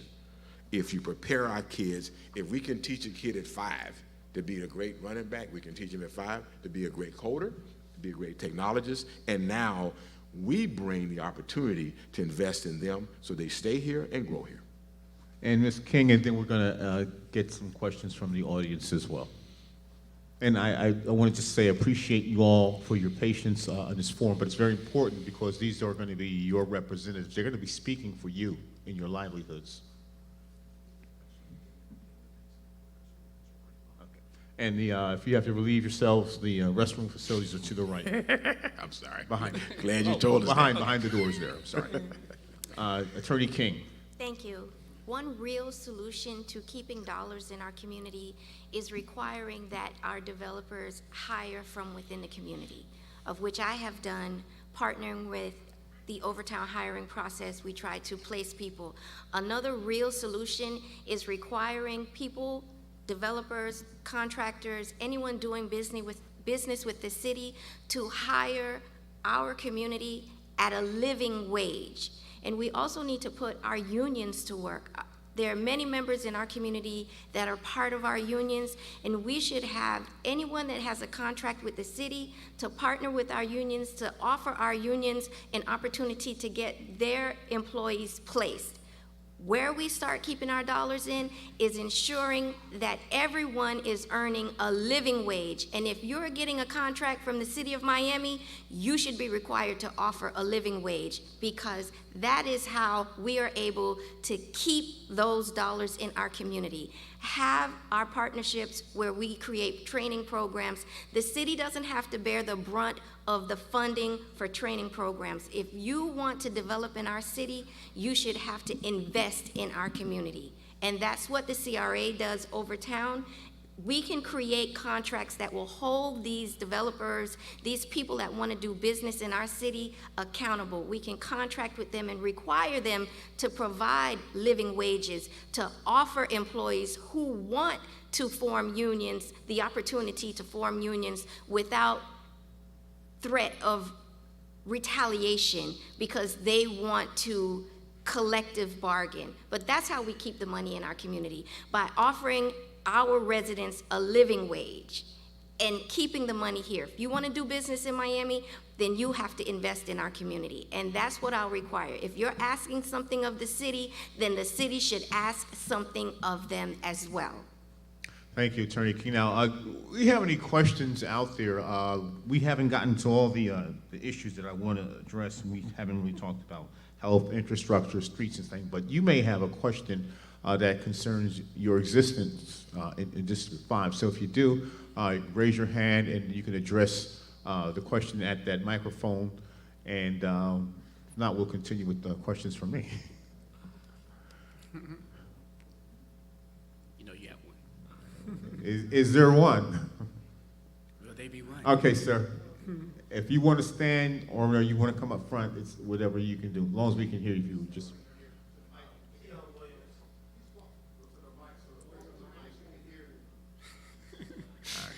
Put you on the record. Good evening, everyone. Thank you. Thank you, commissioners. My question is pertaining to, and I'm glad that the Faith in Florida is having this forum.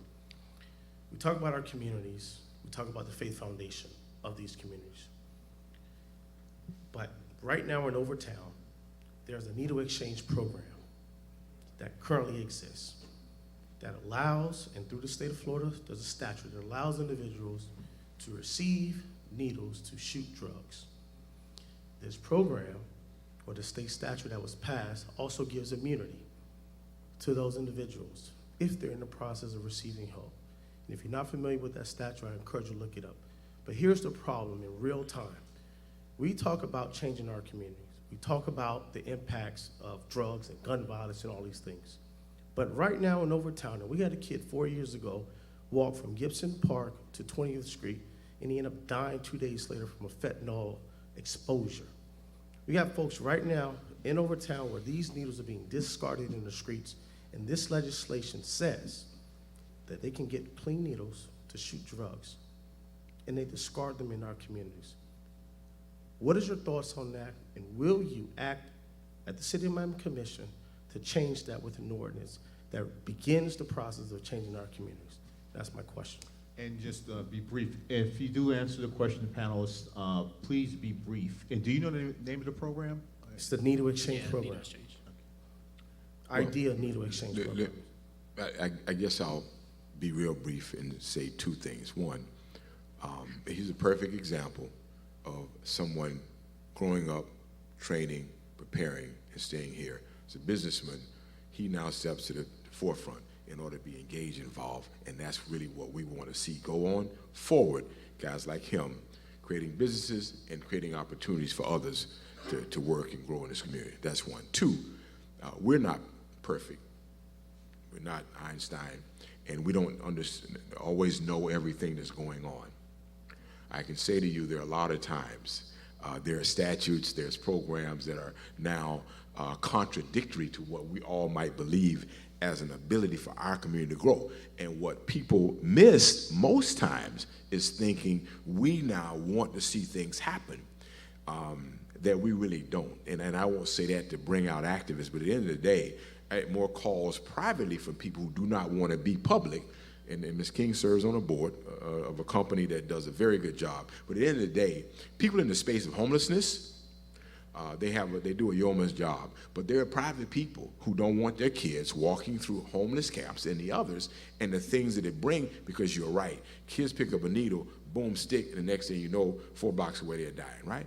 And so I'd be happy to find out, I don't know if it's a state program or a county program or a city program, but I think all of us would agree it's something that we need to take a look at, come new, take a look at, because if it's something that's contradictory to what we need to help our communities grow, then it's not going to be anything that any of us are for. I know that wasn't brief, but I really had to say that because I get hit every day. Any other panelists like to address that? I would. Attorney King? That program was created to mitigate sharing needles and reduce the spread of HIV. But what we need to do as a community, and I am on the board of the Camillus House, and I understand the homeless issue is prevalent in our community, and we have to address that. The Camillus House is doing a wonderful job, as are other organizations in the community, to reduce the homeless situation. But the fact of the matter is, not everyone we can bring off the streets. What we need in Overtown and other areas in our community is to keep our communities clean. We see it in other parts of Miami, and we can't be proud as residents of District 5 or leaders of District 5 if District 5 does not look like every other community in the city of Miami. We need people, we need the enforcement to go and clean up our community. We have it. It doesn't happen in other areas in the city of Miami. Their neighborhoods don't look like our neighborhoods. And we can't be proud of ourselves as leaders until every community in the city of Miami looks like every other community. So if that means that we have to have street sweepers come every day to clean up, that's what we need to do. In addition to addressing the homeless issue and these needles being discarded, that's what we have to do. We have to clean up our community and work on the ancillary issues that cause our communities to not look like every other community in District 5. We have unique problems. We don't have a tremendous homeless population in any other district in the city of Miami. District 5 bears the brunt of that. So we have to, with empathy, address our homeless issue, and with empathy, because there's a balance. The needle program was created so that we would stop or reduce the spread of HIV. And that is a public health crisis. So Do we do away with the passing out of the needles and our HIV rate rises? No, so we have to find a balance. But what we have to do in District 5 is clean up our neighborhoods. We have to keep our streets clean, and that's what I've heard going door to door. We want our community to look like every other community in the city of Miami, and that starts with cleaning our neighborhoods, keeping them clean. And let me just interject this in all fairness. I do pretty much all of South Florida, you know, Palm Beach, Broward, and Dade. The number of rehab houses, homeless shelters, everything I can say from Palm Beach down are located in black communities. I think as a commission, a candidate, perhaps spreading some of that love and help to affluent neighborhoods in the future, but I just want to interject that. But you have a chance to... Yeah. Just for Sorry, clarity, go ahead, Mr. Baltimore, I Yes, sir. just want to clarify. I didn't once mention homelessness. Sure. That was, Yeah, I do. I know, I'm just saying, I was very intentional with that. And the second thing is that the needles that are being discarded, they're being discarded in public places. And so what I'm asking is that there's a commitment that at whoever the commissioner be come after November 2nd, that there's a commitment to address this legislation because it is happening in our communities, outside of our businesses, in the neighborhoods where we're saying we want to eat, live, work, play, where we're promoting these things. So that's the clarity. I wanted to clarify that because not once I said homelessness because I am empathetic to that. I understand that issue. But there's something else when you see, if an adult walks on the sidewalk and will move out the way because they see that, imagine the kid. It's the same thing. It's even more trauma. And so I want to clarify that, okay? Because I'm not targeting the homeless. I'm targeting drug users who openly use on the streets, and I know that is criminal. And he's correct, Rodney. I mean, look, it's not even the homeless issue. Clearly, I got a call the other day from someone at a park that they found needles in the bathroom in the park. And so you can't keep people out, and yet you have to now deal with the issue of how do you keep the kids safe when they walk in a bathroom in the park, right? And you found 2 needles on the floor. And so I know it was a program that was designed to help to stop the spread of AIDS, but clearly then you have to have a voice to try to understand how do you protect the kids and how to protect people who are walking in these places, these public places that you can't keep people out of, because anybody can go in a public place. Yeah. How do you protect the people who now go in to enjoy? How do we protect our kids who are curious and pick up needles? And that becomes the big issue. And to just follow over everything you guys said, as a kid growing up in Miami, I used to walk to school and I used to cross the train tracks, and yeah, I used to see needles. And I'm gonna be very straightforward with you. It's gonna be our job. We need to clearly put a spotlight on that, and as us, the community, we need to make an awareness, create a program to let everyone know, hey, there's needles in public areas in our community, and we got kids out here. And as a kid, I'm gonna be very honest with you, I had friends that wanted to show off, and they wanted to play with these stuff or find unusual things to play with. So that's very, very important as a parent. And as everyone here, we need to go ahead and put a spotlight on that, because we don't want our kids to get affected. Trust, I don't want that to happen to my kid or none of your kids. Just walk from school to get an education and just pass away like that. No, intolerable. Let's put awareness on that, and let's work together as a community so we can clean up our community and voice it in the state of Florida as well. We gotta Mr. go Freeman, state we're Florida gonna and do just- it. I'm Thank gonna you. just Go ahead. interrupt you right there. Rodney, one other thing. Go Okay, ahead.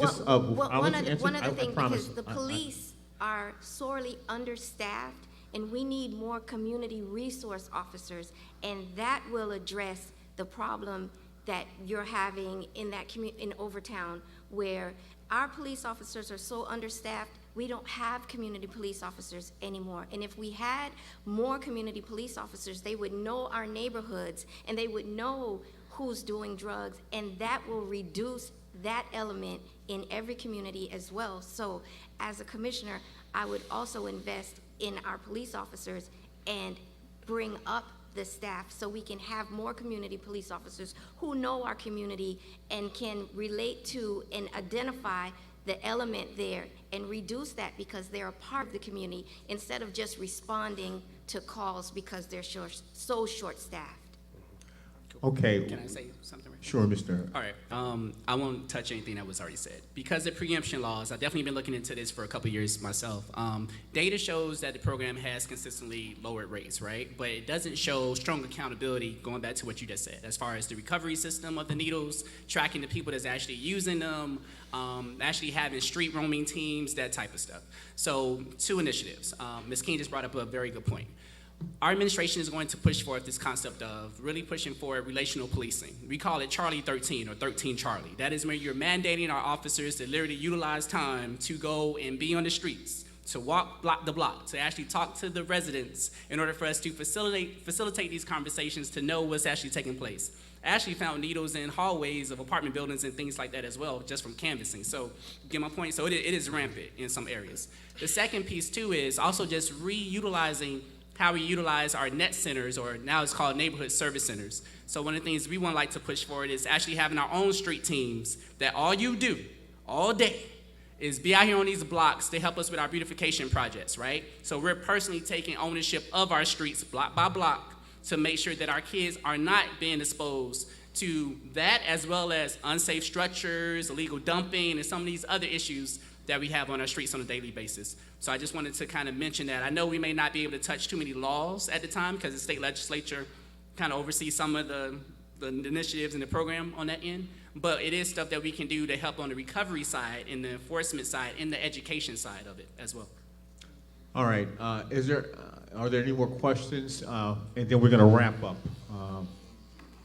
2 more questions. We're going to sanitize the microphones, and then we're going to give the candidates an opportunity to close. We're going to try to get out of here by 8 o'clock, okay?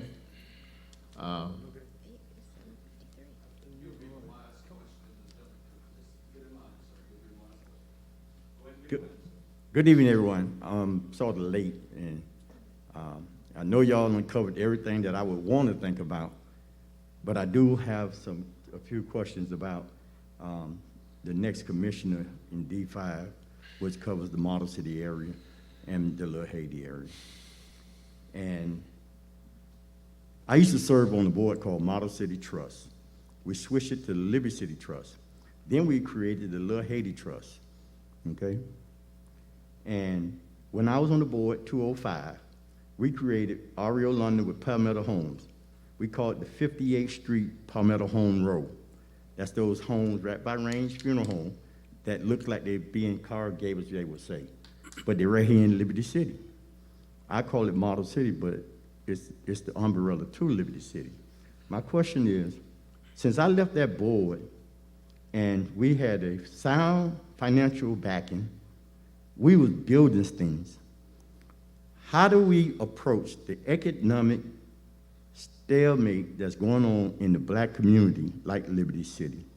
We have 15th Avenue, we have 7th Avenue, we have Martin Luther King Boulevard in our district, and there's no money being spent on by the block grant community development.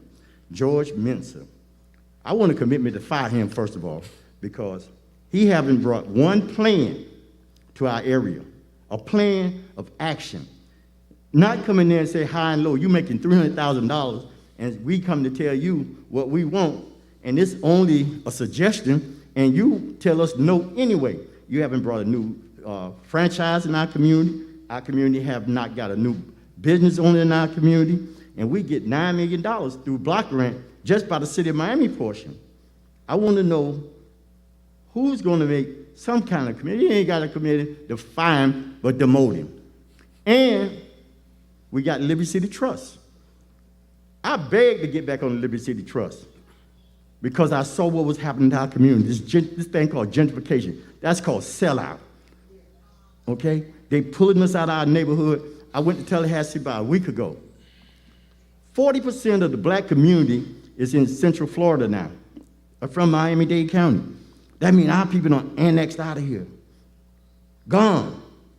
And the same people, the politicians change all the time, but the staff, the county staff, the city staff, We're gonna have to. one second. They don't go nowhere. So therefore, you know, I'm even thinking about going to Georgia because there's no hope in Miami. With these people at the helm, we ain't gonna get no development. They're not talking to the common black person in this town. I want to know, what are you all gonna do about a master plan that we all know about in Model City, Little Haiti? Because in '74, Gwen Cherry was gonna create the CRA in Overtown. She said no, because it was gentrification. I'm finishing right now. Yeah, 2 but seconds. just 2 one seconds. I could be finished. We addressed some I of got these- you. we I know, addressed some of these but I things didn't hear. I earlier. just want to make sure they know But it's that on, what's on my it's heart It's is online. about You that can look at the gentrification. rebroadcast. It's online. Some of these No, questions. no, I ain't say you lying. I ain't say you No, I lying. said it's online. Yeah. Oh, it's taped online. This is taped, Oh, so you can oh. look at the Okay. replay. We got you. Okay, so at the end of the day, all I'm saying, We got you. is there any question? All right, now when I come back around, I'm gonna say, y'all. All right.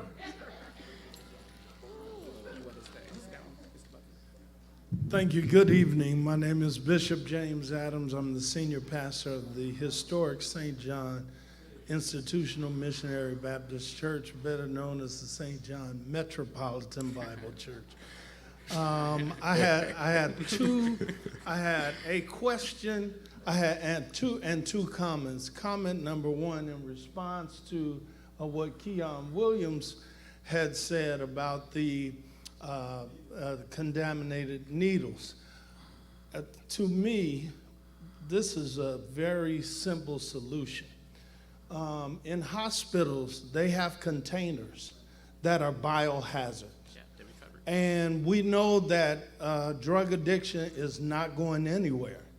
But we can make it available to dispose those in biohazardous containers and to dispose of them so that our young people are not involved. The reason I think this is so important and why I agree with Brother Keon in some respects is that before we built the St. John Plaza, I was watching people who have been using drugs in that vacant lot who literally died at the bus stop. I've seen that numerous times on the 1300 block of Northwest 3rd Avenue. You're not going to eliminate drug addiction. It's not one thing or the other. It's a matter of all of the resources that we have. I don't see police officers in Overtown. I don't care what you say, they are not there. And there are open drug transactions that are going on all the time while City of Miami police officers are parked and they are oblivious to what is going on. That's an issue that you all as the representatives of District 5.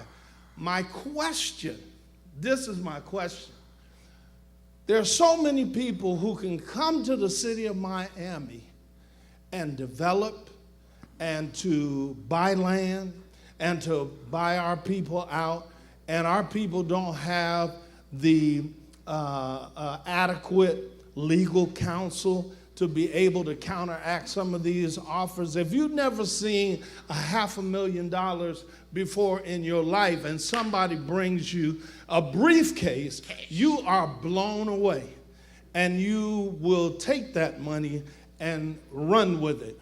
There was a church not far from St. John, right at the underpass. There was a holiness church there.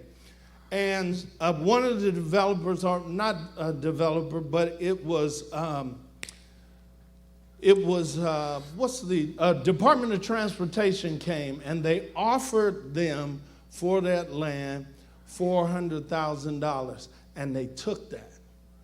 And then they tried the same play for St. John. Now, I thank God I'm not the brightest fella, I'm not the sharpest knife in the drawer, but I got sense enough to ask somebody who does know. And I had some of the best legal counsel.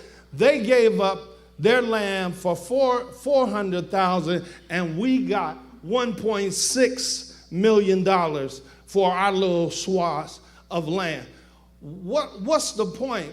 I'm frustrated at this mic because people from outside of Miami and outside of our neighborhoods, when they come, the powers that be roll out the red carpet, and they have no holds barred in terms of helping those people. Well, but what about black developers?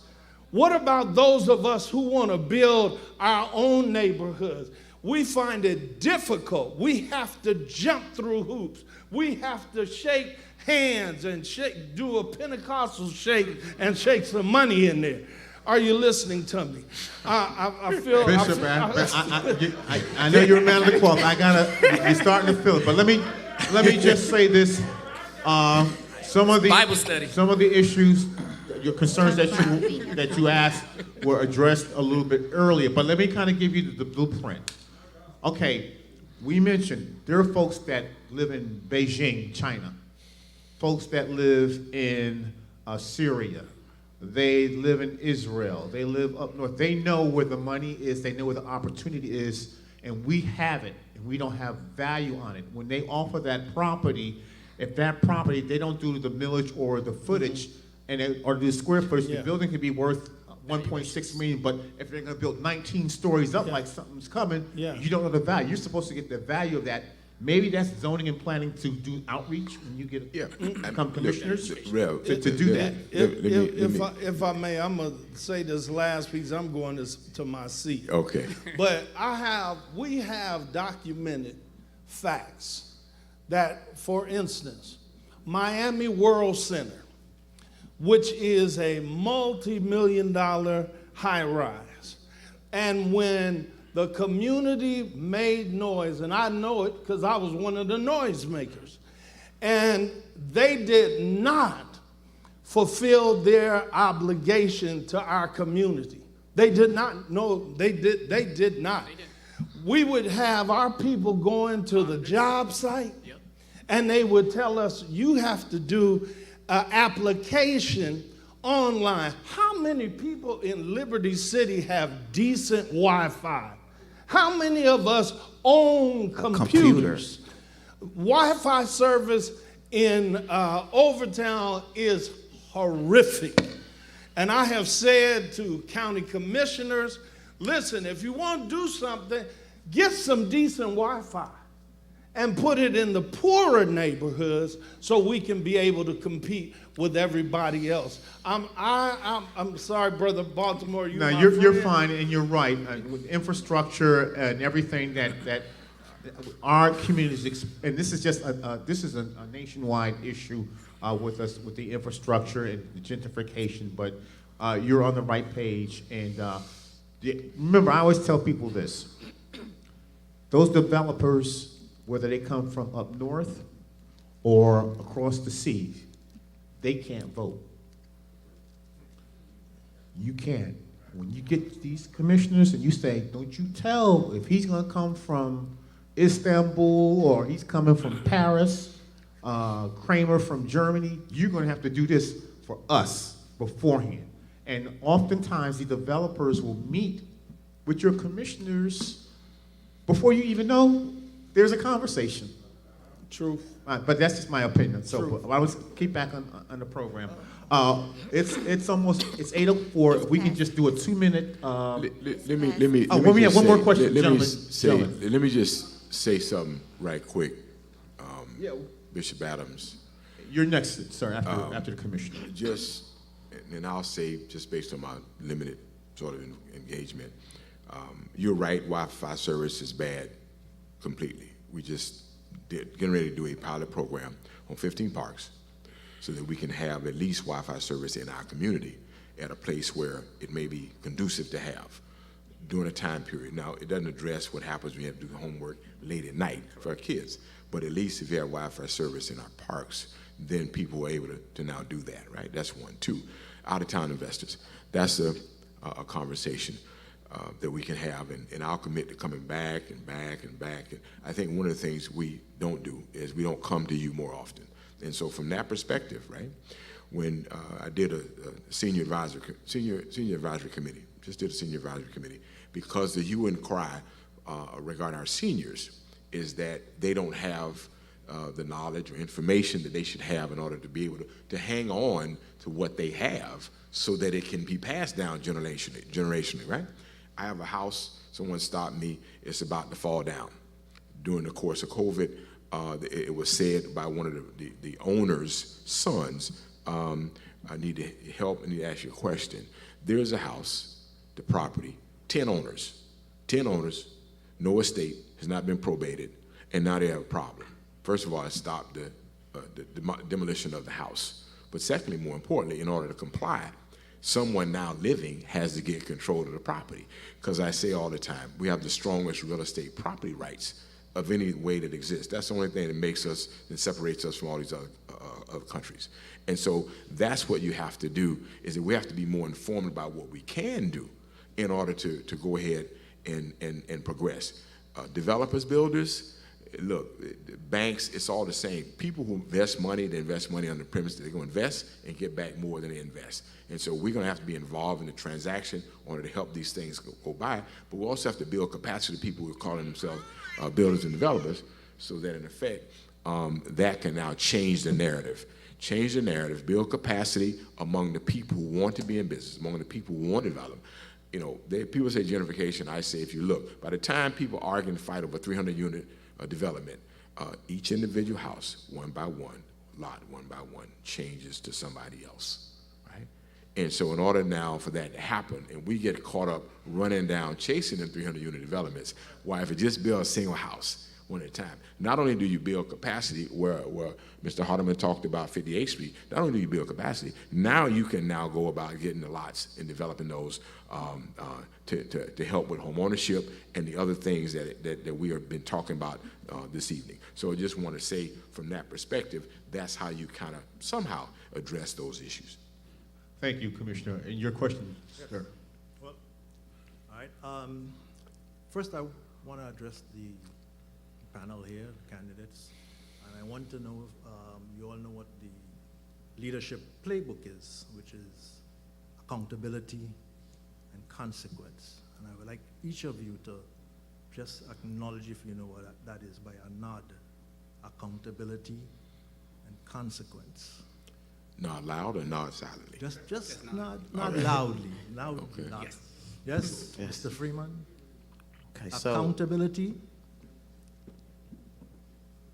and consequence. and consequence. Okay, well, based on what I've learned, my leadership skills, I'm gonna be straight 100 with you. I'm gonna be very straight. Just a question. My question, no, I'm gonna answer your question. I'm gonna be very straightforward with You you. know what, and you believe Yes, in I do. accountability? I'm Thank you. answering, yes, Okay. absolutely, of course. I'm running for commissioner. Okay, I wanna answer that. explain. Just a head nod, that was it. Yes. Just a head nod. Oh, Miss King. Oh, okay. Oh, you just went in ahead And now. your question. That's it, okay. Oh, I thought you wanted an explanation. Okay, look. No. All right, Okay. So, with that said, as a struggling property owner in Overtown, there is a project in Town Park Plaza North that I need, and maybe this is for you, Mr. Watson, as the current commissioner, that there has to be some sort of answer towards why 20 buildings in Town Park Plaza North has been paid $22 million. Out of that, to one contractor, only 14 were built. for me. Out of 20 buildings, money was paid out for 14 of those buildings. Checks and balances, I don't know what happened. My mother always said to me, before she disciplined me as a little boy, make it make sense. That's directly to me. This is directed to you now as the current commissioner. If any one of these other candidates become the city commissioner, the District 5 commissioner, I want to know a commitment for accountability and a consequence about that project in Town Park Plaza North. Because I need to find the answers to why, out of 20 buildings and $22 million spent, only 14 buildings were completed. I don't want to interrupt you, but I think the point was made, and I want to try to get to our next individual. Okay. Thank you so much. So you, I guess he asked a question. You as a question or comment, or you want to It's commit? a question for you, sir, that if it is, we can get some sort of accountability of what happened. And as the current commissioner, I'm pointing to you. If it is, you are not the commissioner come November 3rd, would there be the commitment from the other panels, the candidates who said they believe in accountability and consequence, and they could further that, hopefully an investigation that they could answer me or the general public, how is this possible? Because it don't make sense. Wow. So if you answered, just to answer your question, because I guess it's directed, I've heard that from a number of people in Town Park. I have my own opinion. It doesn't really matter. I asked for an audit to be conducted earlier in the year, and an audit will be conducted. An audit should be complete, and as soon as it is complete, I'll give you the answer. You may not want to know what the answers are. No, I want to know what the answer Well, is. then you'll get a chance when the audit's complete. Then I'll make sure I come out, okay, and give you your answers as well as everybody else, so they don't float around. I don't know what they are. I don't know what the results of it is, but I understand it's complete. And we'll come out and I'll come out and say, you know, here's what a third party has said, not what his opinion is, but here's what a third party said about why we CRA paid for 22 buildings, 18 buildings, 20 buildings. $22 million. Okay, $22 million, 20 buildings, and only got 14. Only 14. All right. And there's no paper trail on that. Oh, there is a paper There trail. is. That's how I know it's 22 million. Okay. Yeah, you look, people might not want to know the answers or like the answers, but hopefully they're going to give the answers, okay? I've committed to doing that before to them already, and so that's what will happen. Okay. All right, thank you so much, sir. I just want to acknowledge our Miami-Dade County Commissioner Keon Hardeman in the building. Just thank you so much for coming out this evening. Thank you, brother. Good to see you. Next question. Good evening. It's not really a question. I just want to make a statement. My name is Dwight Jackson. I'm the owner of Richardson Mortuary, the oldest African-American funeral home in our community. I sat here quietly just listening to the candidates, and I started thinking about my mom. My mom was an educator, and she taught in the schools in the inner city. Grew up knowing that I had to grow up to be where I am today. What I think we're missing, and most of you all are here, African-American people in our community, when we talk about our community and for the growth of our community, we forget our history. And we're allowing all these other cultures to come in our community and kill our history. A lot of people don't know today, Jeff, that our funeral home is the oldest African-American funeral home in Dade County since 1927. That's a long time. I'm a third-generation funeral director. My dad, my grandfather, and myself. But what I'm trying to implement is we need to start reflecting on our history so our kids will understand the importance of what we are in our community. I'm in the schools every day. I coach at Miami Central. I started coaching at Wincherry.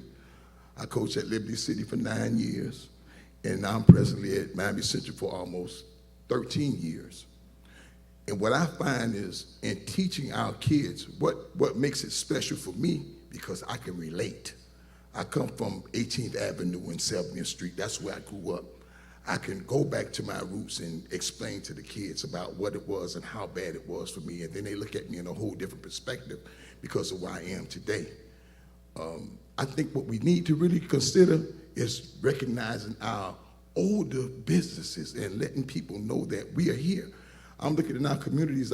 Julio removed those names on places that they did not build. My great-grandfather, and you can check the charter. Check the charter. The charter See, of the city of Miami. He was a signatory. Archie Willis and my great uncle were the signatures of the original city of Miami. No recognition from them at all. But you get all these people from the community recognizing all this different stuff that people who have not been a part of this community recognize, and that really bothers me. So when I look at this panel, I look at all the people that are here, I say to myself, what are we going to do to revitalize ourselves? So what I do, I go grassroots. I coach football. You know why? Because you can grab the minds of these young men and make them understand what the history of life is all about. They come to my place, and I show them the reality of life, because you all know what I do. The ministers are here, everybody minister, and most of the guys, people know who I am, because I reach back and I try to teach them the values of what this is all about.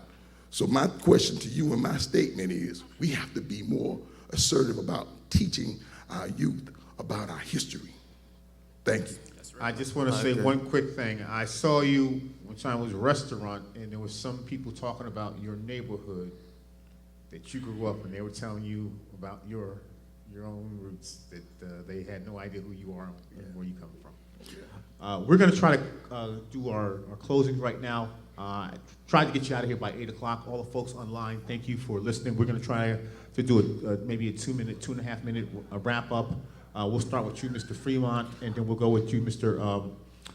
Hepburn, and then we'll go with Attorney Christine King, and then we'll go with the commissioner, and then we'll have, I guess, a closing remark from the pastor. I know it's getting late in the day, and thank you for all the folks that are listening online, and this will be rebroadcast so you can see everything that was discussed this evening. So, Mr. Fremont. I would like to conclude what this young gentleman said. Growing up in Miami, as a kid, I always thought, like, why my community look like how it is? Why my people are affected? What is going on? Every day as I growed up, my parents, my dad came from Haiti, and his first place of residence was Overtown, and he had a card, because he used to work at South Beach. He had to use a card to go work at South Beach. As growing up in District 5, it's been looking the same way. It's been looking the same way. Bringing my friends abroad and telling them this is my community, first thing they say is that your community look impoverished.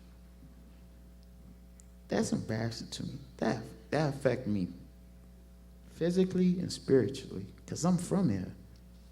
And I went to school, I got my education, I did what the status quo said to do. And I still can't get a job in my city. That's why I'm running for commissioner.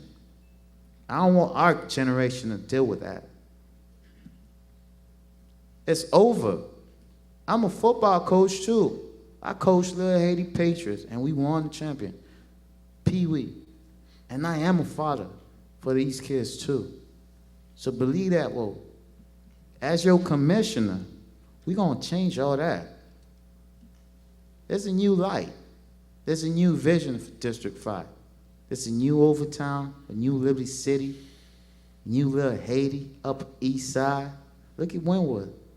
We saw how Wynwood was 10 years ago. And look at our community right now. Why be neglected? Why was I neglected when I got my education, got all my degrees? Why? This is why I'm running for commissioner, because we're going to change all that. God bless you all, and God bless America. Thank you. Thank you, Mr. Fremont. Mr. Hepburn?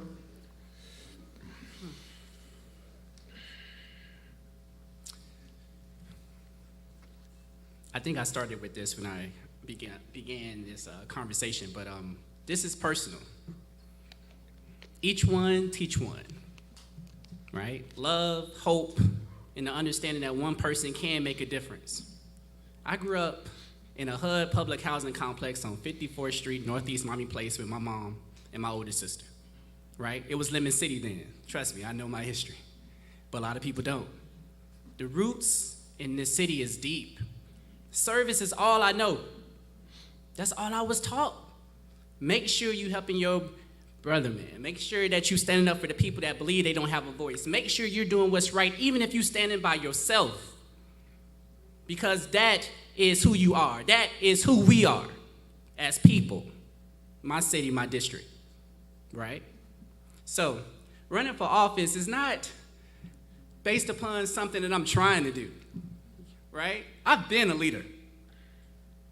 Get my point? I come from a family of leaders, public servants, servant leaders, right? I am running to become the next City of Miami commissioner for what I've done and what we will continue to do. The only difference is when I make these phone calls, they're gonna answer the phone faster now because I'm the commish, right? When I pass these resolutions, now I get more help because I'm the commish. But I'm not doing anything that I haven't done. The skill sets that I've developed, the relationships that I've made, the bridges that we built in this city are strong. That's why we've been endorsed by over 14 people, 4 national PACs, a congresswoman. So many organizations throughout this state in this country is pushing the backing of me becoming the commissioner of my district because they believe that I put people first, right? I'm gonna give it to y'all real, definitely since we in the house of the Lord. Listen, y'all. Money equals access. We talk a good game about developers and folks having influence. You know why they have their influence? Because they give money to our elected officials and people running for office, and they're not just giving it to you for have a good day, happy birthday. When I'm giving you $25,000 or $100,000 or $5,000 or $10,000, I am doing that because when the time comes, I need you to go to bat for me, right? Let's be real about how this stuff works in the city. It is corruption and power in this city because of how stuff has been. But we talk about we want change. If you want change, ladies and gentlemen, you need to activate an agent of change. And there is only one real agent of change in this race that can win this race. And his name is Michael A. Hepburn, right? Follow the money, follow the leadership, follow the concept of how this city works. And you will see why we keep getting the same results over and over again. You will see why we're not at the tables or the town halls. You will see why the disparity studies shows that we don't get the contracts. Why the monitors that go to the World Center and other places shows that they're not hiring our people, or they will hire our people and then fire us a week later, but we had living wage for 5 days. So we met our contract agreement. Ladies and gents, this game is not new. It's not. But one thing I know about my city, being Miami born, being Miami raised, being Miami made in this city, is we are strong. Perseverance is key. Coalitions, partnerships, the people that's in this room, the people that's watching me on that screen, trust me, if you activate, if you mobilize, if you stay inspired, and if you vote, you can change some things. But you gotta be willing. You gotta fight. Listen, I'm gonna end with this. There is nobody in this world, and Lord knows, I wish it was more, but there's nobody in this world that can fight for you better than you. But a lot of people neglect that and defer it to somebody else. There is no Messiah at any of these tables, y'all. We cannot do this by ourselves. All of us got good plans. We got good solutions. All of us got good networks. Trust me, we are all qualified. But we are not Messiah. You need to be in this with us. I am running to be a commissioner, to be your partner, to be your friend, to be in business with you. I am not running to lead you. I am running so we lead together. Right? That is the difference that this administration would be in this city. That's the difference that I'm pushing forward. That is what putting people first is about. So if you're about that, if you're looking for a true agent of change, if you're looking for something that's not different, but something that is equipped and qualified and ready to go day one, then I'm your guy. I'm number 412 on the ballot, and I am running to become the next City of Miami Commissioner from District 5. Thank you, Mr. Hepburn. And Attorney King? Good evening, everyone. Thank you again for hosting us and listening to our platforms. I am an advocate. I have been an advocate as an attorney. I have been an advocate as the president and CEO of the Martin Luther King Economic Development Corporation. I see many friends in the audience. Mr. Johnson and I, our children went to school together. Our sons played baseball together. His niece was a part of our MLK incubator, kitchen incubator program. I have so many friends in this community. I have worked in this community tirelessly. I have helped people stay in their homes, fighting foreclosures as an attorney, fighting landlords who are being unfair to tenants. As a woman, I will bring a change to the City of Miami Commission. I will bring civility to the City of Miami Commission. It is sorely lacking. I am also endorsed by our former City of Miami Commissioner, Keon Hardeman, who is now our County Commissioner. That is significant because it will be the first time in 2 decades that the city office and the county office will have a relationship, which can only mean good things for our community. We will be able to bring resources and programs to our community because we will not be fighting with each other. We will be fighting together for the community. I have been endorsed by Mayor Daniela Levine Cava and several unions that I told you about earlier. My record speaks for itself. My work in the community speaks for itself. I have a grassroots campaign. I have been knocking on doors for over 8 months now. I have met so many amazing people in our community. And Dr. King said, every man can be great because every man can serve. And that is what I am about, service. I have a passion for public service. My entire career has been of service, and I'd like to take that to the next level and continue that advocacy work on behalf of our community, with our community. And I ask for your support to help me get there. My number is 413, and I welcome your support. I am humbled by the support that I have already received, and I look forward to serving all of the residents of District 5. Thank you. Thank you, Attorney King. Commissioner Watson? No, 416. 416. Call me 416. On September 18th, they changed my name to 416. Here's the story. I had 2 political bosses that helped me understand the spirit of change and selfless service. You know, parents with domestic workers trying shoes for a living. Last Sunday, I stood with a friend, didn't know he was coming, right here in this front row in a church that I was baptized in when we were 12 years old, sitting in the back. I understand every nook and cranny of probably this community as well as anybody. And so what's necessary for what you've heard tonight is experience and leadership. I started out with 52 weeks of progress, founded on the principles of economic inclusion, building capacity, and a oneness of the community. Mr. Jackson ended talking about oneness of community, because regardless of how much this place changes, we need to recognize our place in this space. And so uplifting ourselves and uplifting our community is going to make the difference in how we feel psychologically about our community. Yeah.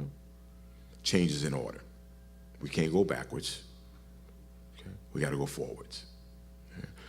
And unification and not speaking to each other as elected officials is insane. Because the truth is, you don't have to like me. All you have to do is we have to talk to each other. And talking to each other is what makes the difference for you, you, and you. I've been endorsed not by Danielle Levine Cobham, but the real voices of this community, the people and the little kids who want hope, the professionals who want an opportunity, and from the elders who say, you should go for it. And so with that I say to you, The experience in leadership does count. Okay? I've served as the chief of staff of the former mayor, Xavier Suarez, so I think it's important because it helped me understand what this community was about, and I've learned and watched over the years, and I've served as assistant to president of the United States of America, and so I bring to this opportunity to serve people who look like me probably as much experience as you can get in order to really make a real change, a real difference, not for others, but for them. Not for young or old, but for all. That's my challenge, that's my desire, and come November 2nd, starting today, early voting, October 23rd, 416 is the guy you need to vote for. Thank you. Thank you very much. And at this point, I'd like to thank Faith in Florida for what you're doing in trying to engage our citizens to vote. Also, the African American Christian Clergy Council, thank you so much. The Dade Central pastors, thank you so much. And of course, the senior pastor as well as the church here at Friendship Missionary Baptist Church. Pastor Gaston, you can come on up. I guess he'll do the benediction and Reverend Coleman. And thank you so much. I am Dr. Cheryl Coleman, and I have the privilege of serving as the Central Dade organizer for Faith in Florida. And on behalf of Pastor Rhonda Thomas, who is our executive director, we want to thank all of you for coming here in person. We're in this fight protecting our democracy. Our vote is our voice. It's our responsibility, and we champion this cause to make sure that we are seeking out those who will rule well so that the people will live peaceably, which means every aspect and every dimension of the things in which we spoke. So we thank each and every one of you. We thank God for our online audience who joined us on tonight. We thank God for our moderator, Rodney Baltimore, and we thank God for every one of our candidates who came out, and we thank God for our Central Dade pastors who play an amazing role being our community champions. Not only are they preaching in the pulpit, but they care about the things that matter to the people in which they serve. And we thank God for Pastor Gaston Smith, which we'll bring him up at this time to give us our benediction. God bless you all.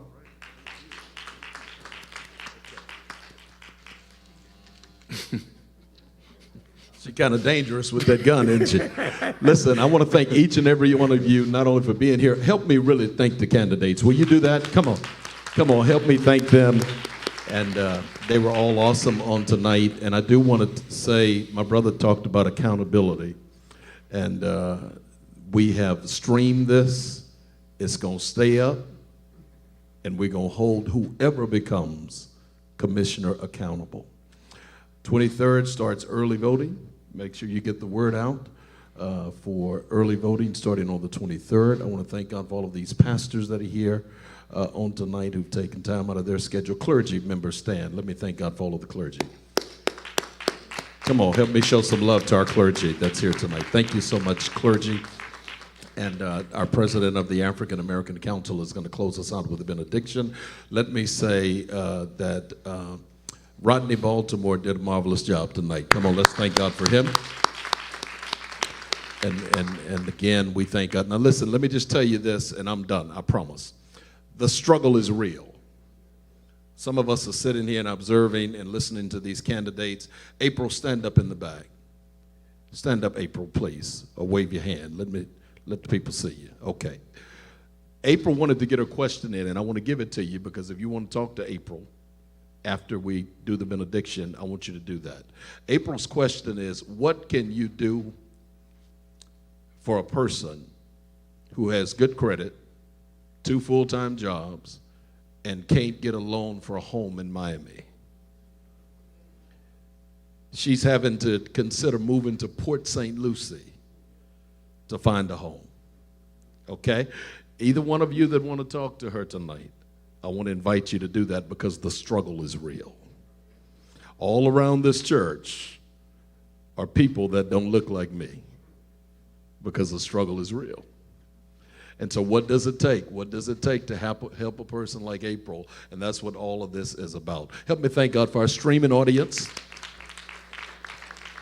All right, okay. He has yielded to me, and so let me pray with you, and extend the benediction. And those of you ladies, please walk in pairs. We have security outside, and you can get an escort. One of these men will escort you to your car. Make sure they don't ask you for your number. Make sure they just escort you to your vehicle. Amen.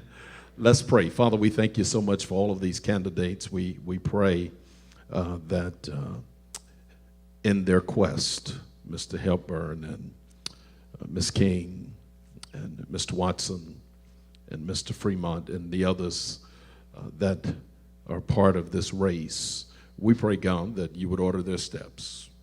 And your word says that you elevate who you choose to elevate. And they've done the work. They've come out tonight and shared their platform. And so we pray that you would be with them and protect them. And we pray, God, that you would do what is best for District 5, and that you would be with us and stand by us as we walk in accountability. And we'll be careful to give you the praise. We thank you for all that have gathered tonight. And now give us travel and grace home. And now unto him that is able to keep you, and you from falling, and present you faultless before the presence of his glory with exceeding joy. To the only wise God, our Savior, be glory. Let the church say glory, majesty, dominion, and power, both now and forever. Amen. You're dismissed. God bless you. Thank you. April, come on up. Any one of you want to speak to April about her situation? We welcome you.